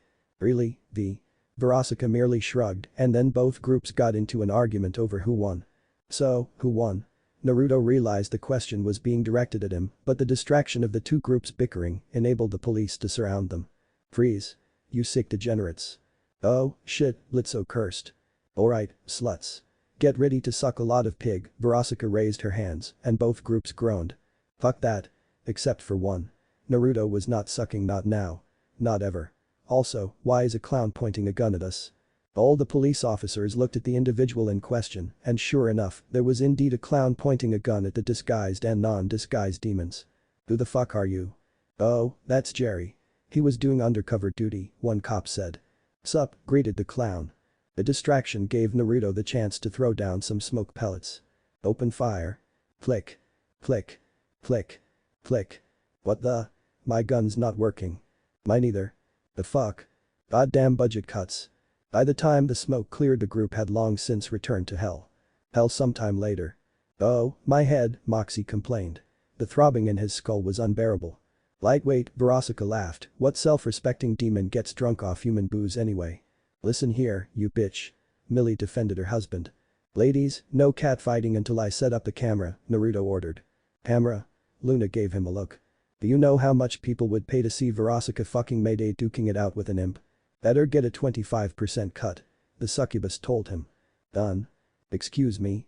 Millie was confused. Don't worry. You'll get 10% as a newcomer. 15 if you two make out, the fox-like hellhound threw in. That's 30%, then, Verosika upped her price. Excuse me. But am I invisible? Blitzo interjected. Possibly from Pluto. Blitzo growled. The imp knew a fat joke when he heard one. Luna made a mental note to use that one at a later time, whenever Fatty pissed her off or annoyed her. Or if she was bored. Not nice to have your weight made fun of, is it? Why you? Anyway, down to business. Verosika won. What? Fuck yes. Fuck you, Blitzo. How? Well, first and foremost, read this. Naruto handed IMP a book titled Demon Duels for Morons, read chapter 2. Despite his head hurting like crazy, Moxie grabbed the book and quickly flipped the pages until he found the chapter titled Chapter 2. Dos and Don'ts. The imp was a quick reader and mumbled to himself as he went over the contents until his eyes bulged and he cursed out loud, his headache momentarily gone. What is it, Mox? Millie asked. We lost the moment we set foot on Earth without disguises. What? Here, Moxie passed the book to his wife and had her read a specific sentence. Any duel between demons that takes place on Earth must require the use of demon disguises, so. Moxie flipped through a few more pages before he pointed at a second called Precedence, as was the case of Mephisto versus Amon. While Mephisto was the clear victor in terms of the outcome of the duel, Mephisto's lack of a human disguise while on Earth was in direct violation of demon duel law, and therefore victory of the duel was ruled in favor of Amon. Wait, does that mean? It means even if you guys killed more than Verosika's group seduced, since only Luna had a human disguise, only her kills would technically count. And no, leading them somewhere so they can be off by someone else doesn't count. Oh, fuck, Luna quickly caught on. Yeah. Even if you did, since those three didn't have a human disguise and this was a group duel. We automatically lost the duel by default since the rest of our group didn't have a disguise while theirs did, Moxie finished with a groan. Bingo. In other words, the parking space is mine, bitch, Verosika gloated at Blitzo. Redo. Pass, Verosika denied the imp. Wait a minute, what about her making that catfish kaiju? Millie believed that should be considered. Fuck. Verosika cursed and frowned. Blitzo laughed and smirked. Neither one lasted very long, not the first time that's happened really. That's another precedent. Unless Verosika was seen conjuring it up with a ritual, accidental monster creations don't count as rule breaking. At most, it's a slap on the wrist or a deduction of points, which in this case means squat. Hell, if it hadn't been for an incident back in the 1930s, we wouldn't have the Godzilla and other kaiju movies, Naruto informed them. You're so fucking my ass raw after they leave, Barasaka lustfully told the son of Beelzebub. Lucky slut, Luna thought. We can hear you, Moxie deadpanned. What's your point? I, Naruto, son of the Prince of Gluttony, Beelzebub, declare the winners of this demon duel to be Barasaka Mayday, Naruto quickly announced, and everyone watched as the magic took hold. Oh, come on. Blitzo was pissed again, this is blatant favoritism. Unfortunately, he's right, sir, Moxie pointed at the paragraph and Blitzo cursed and began ripping the book apart. Only for said book to put itself back together and start smacking the tall imp like a pimp with their hoe. Ow. Saint ah. Yeah, you're also not the first to do that either. Try and rip me now, asshole. The book shouted before it began smacking the imp's face and body once more, take this. Fuck. Paper cuts. Blitzo howled in pain. Demon, human, or angel, paper cuts were a bitch. Naruto ignored the scene and looked at the succubus, Gottlieb. Your favorite. Ramen flavored. I'm gonna wreck you so hard you'll need a wheelchair for your next tour, Naruto promised. Barasaka shivered so much she nearly climaxed then and there. She wanted to take him right here and now, but a celebration was in order. And to stick to her ex, hey, you three want to party with us? Barasaka asked. She had nothing against them personally compared to their of a boss. I mean an actual party since I won, though judging from the sexual energy coming from the female hellhound Barasaka, knew the girl was more than eager to have fun. Fuck it, Luna shrugged, she could use a pick-me-up anyway. Hell, yeah. Millie was always down to have fun. Moxie just sighed but went along with his wife, despite wanting nothing more than to lie down. Fortunately for them, Blitzo was too distracted by the book, which continued to pummel him, to notice them leave. Did they forget about us? Chet asked the rest of the group. The door suddenly opened, hey, sluts. Move your asses. The remaining Kyuubi, Kyuubi and Hellhound quickly left the room and left the imp to his fate. This went on for quite some time until a portal suddenly opened in the room. Oh, Blitzie, I was wondering if you what's happening. Stolas asked with an amused look. Fucking help. Die. Die. Die. The next day. Ugh, V, wake up. MHMM. Come on, V, up and at him. MHMM. Okay, Naruto decided it was time for the heavy stuff. V, wake up, my wife will be home any minute. Fuck. Where are my shoes?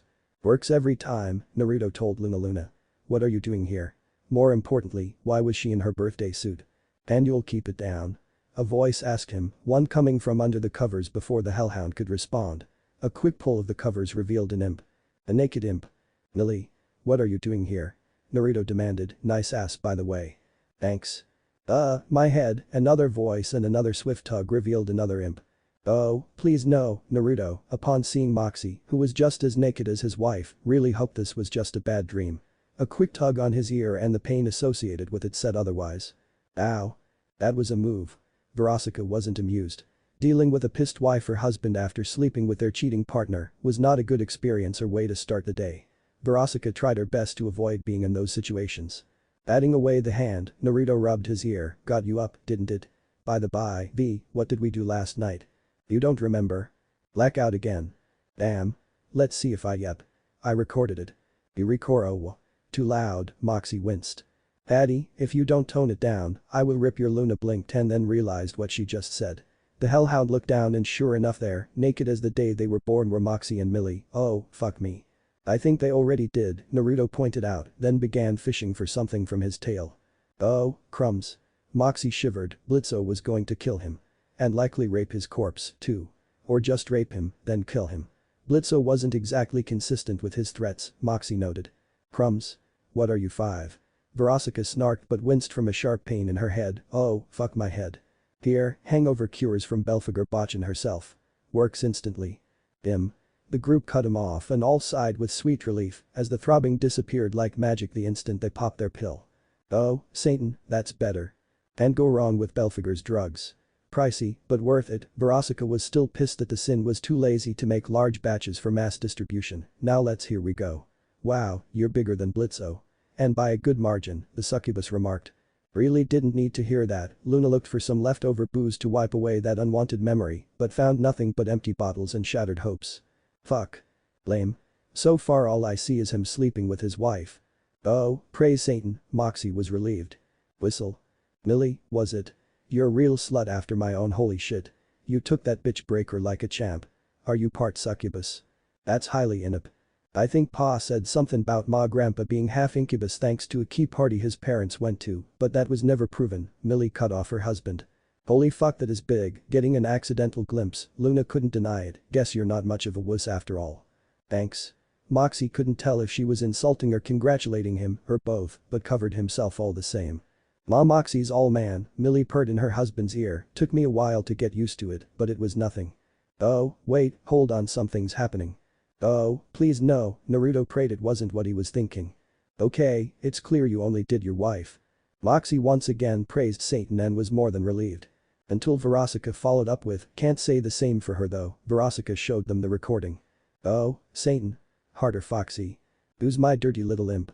I'm your dirty little OOOHHH, right there. Just a lit yes. What are you doing to my wife? It's called sex, Dumbus, Luna told him.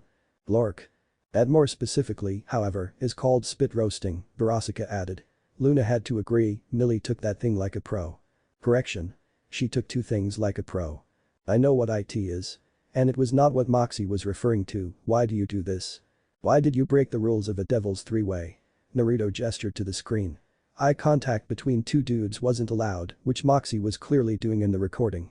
This was why he didn't partake in them. There was always a rule breaker, and then it was just weird for the rest of the event. Moxie. Millie chastised, a devil's three-way is a sacred act. No pegging for a month. How am I the bad guy here? She pegs you? I'm not talking to you right now. You clearly are, Verosika, Naruto, Millie, and Luna spoke. Where's my gun? Moxie grumbled. Oh, come on, dude. At least cover your eyes. That a tattoo that says, property of Millie. Naruto saw when Moxie bent over in search of his weapon and gave him an unwanted view. It was a birthday gift, Millie recalled the day in question. Aside from his proposal and then marriage to her, it had been the best gift of her life.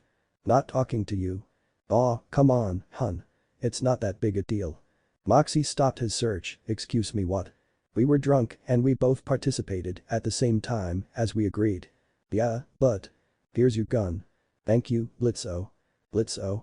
The fuck are you doing here? Naruto shouted. Is that a camera? Verosika snarled.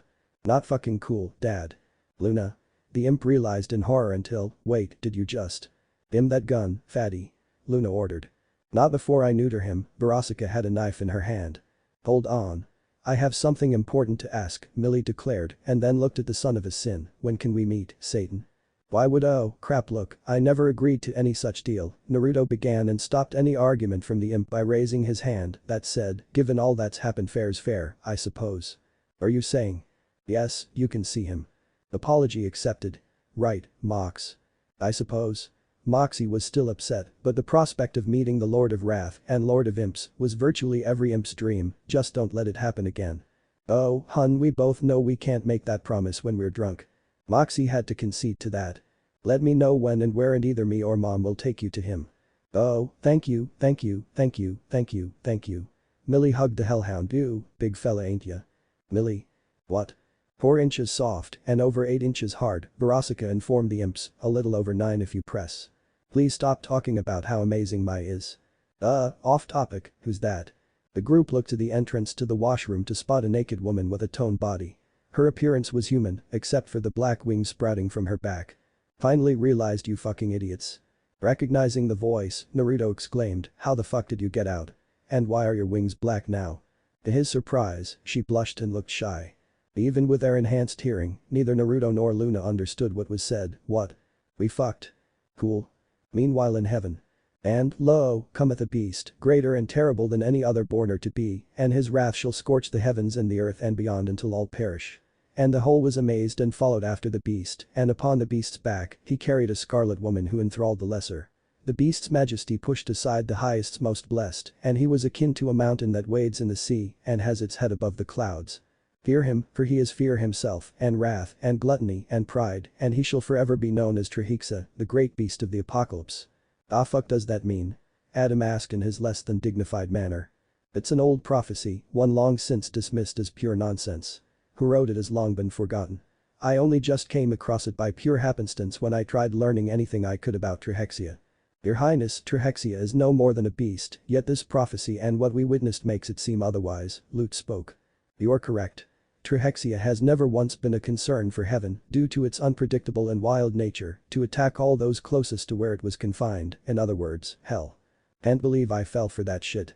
No hellhounds have ever been that tough, and now more than half my bi girls are gone or missing, Adam bit out.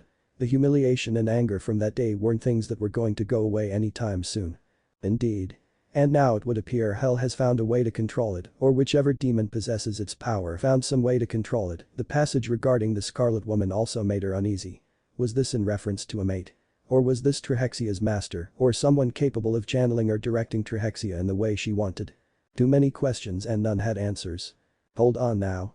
You're not actually thinking this dipshit's able to do what he can because, I mean, this is just a load of crock, some old fart from who gives a fuck. Who? AHHH. Hoo. Asshole. Adam cursed a tall, dark purpley phantom blob-like being with 8 wings before it reformed into a very taller than Sarah, to be honest gentleman-like angel, wearing a pink vest and wide-rimmed glasses, a top hat, dark tanned skin and possessed yellow eyes that possessed high demonic look. Azrael, Sarah nodded towards her fellow former seraphim, any word. Why, my dear Sarah, that's not very nice. Where are your manners? Sarah sighed mentally, any word, Lord Azrael. Nope. Azrael laughed and Sarah openly frowned.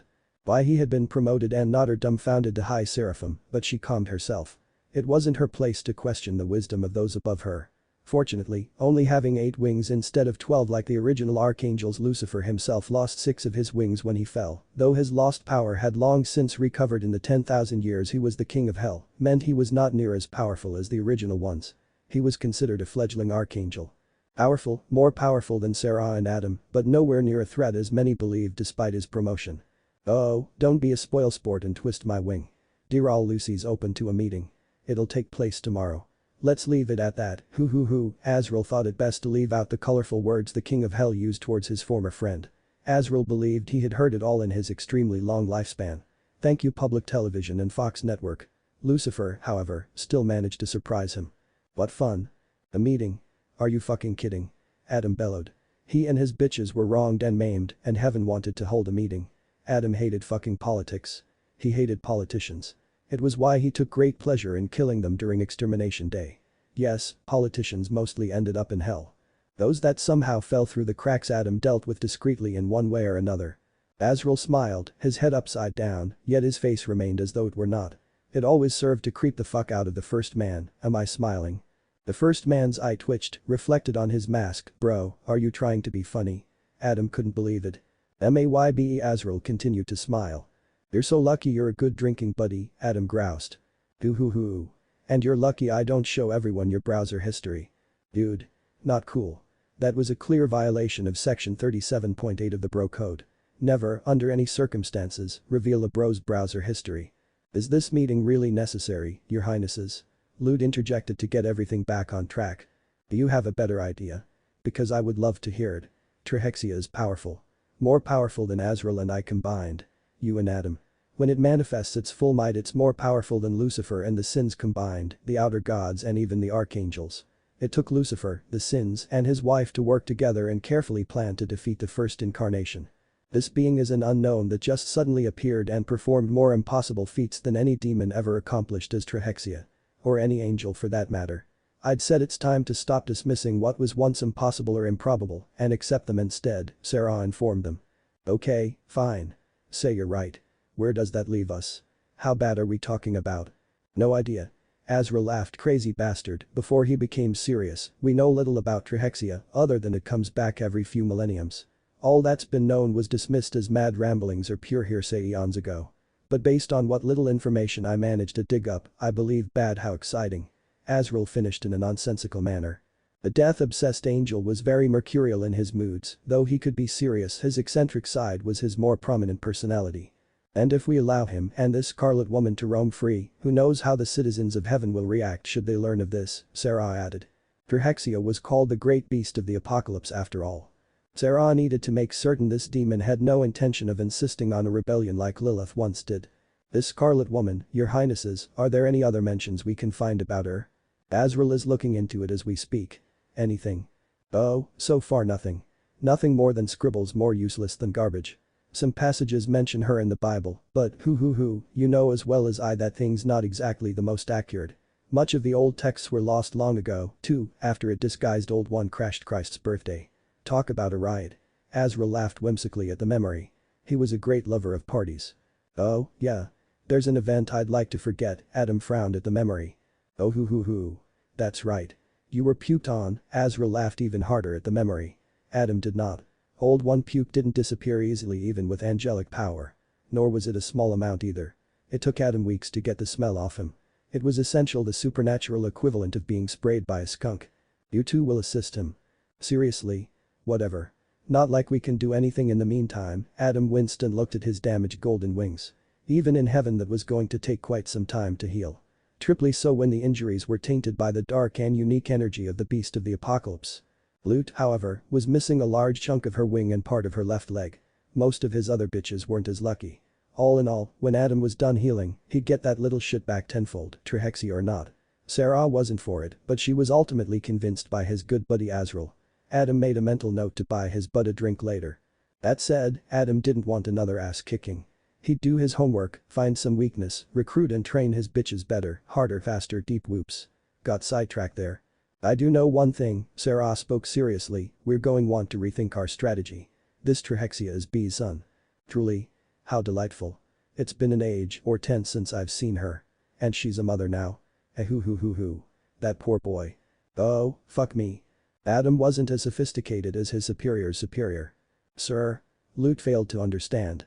B is short for Beelzebub, the fucking prince of gluttony, Adam explained to his lieutenant. Should I worry about conflict of interest? Sarah asked. Oh, Sarah, how you wound me so. B and the rest chose their side long ago, Azrael frowned briefly, before he smiled once again, the moment they rebelled and sided with Lucifer, the moment they fell and became demons, they mean nothing to me now, but I cannot wait to see how they'll react. Leave it to me. I'll make certain this party is one to remember. Party? Lord Azrael knows the sin of gluttony? Lute asked. Know her? She's his ex. Adam dropped the bomb. Amic. Never drinking again. Come on, fatty fucking move. Fuck, it's like doing it with a pillow. Moxie and Luna paled considerably, oh, please let this be a horrible dream. Slap. Ah. Fucking A. Spank me again. Slap. Hard HHHH. So DEP. Turn IT off. Moxie and Luna cried. For the record, you're not the one getting their ass slapped, Luna. Oh, fuck me. The hellhound honestly didn't know if that was better or worse. Sure, Moxie was the bottom bitch, but at the same time, it was still Moxie. I am never drinking again. Ooh, nice form, Mox. Millie. Shouted the imp's husband and her employer's daughter. What? What if Naruto x Beelzebub helluva boss harem end here, and thanks for watching my video till the end.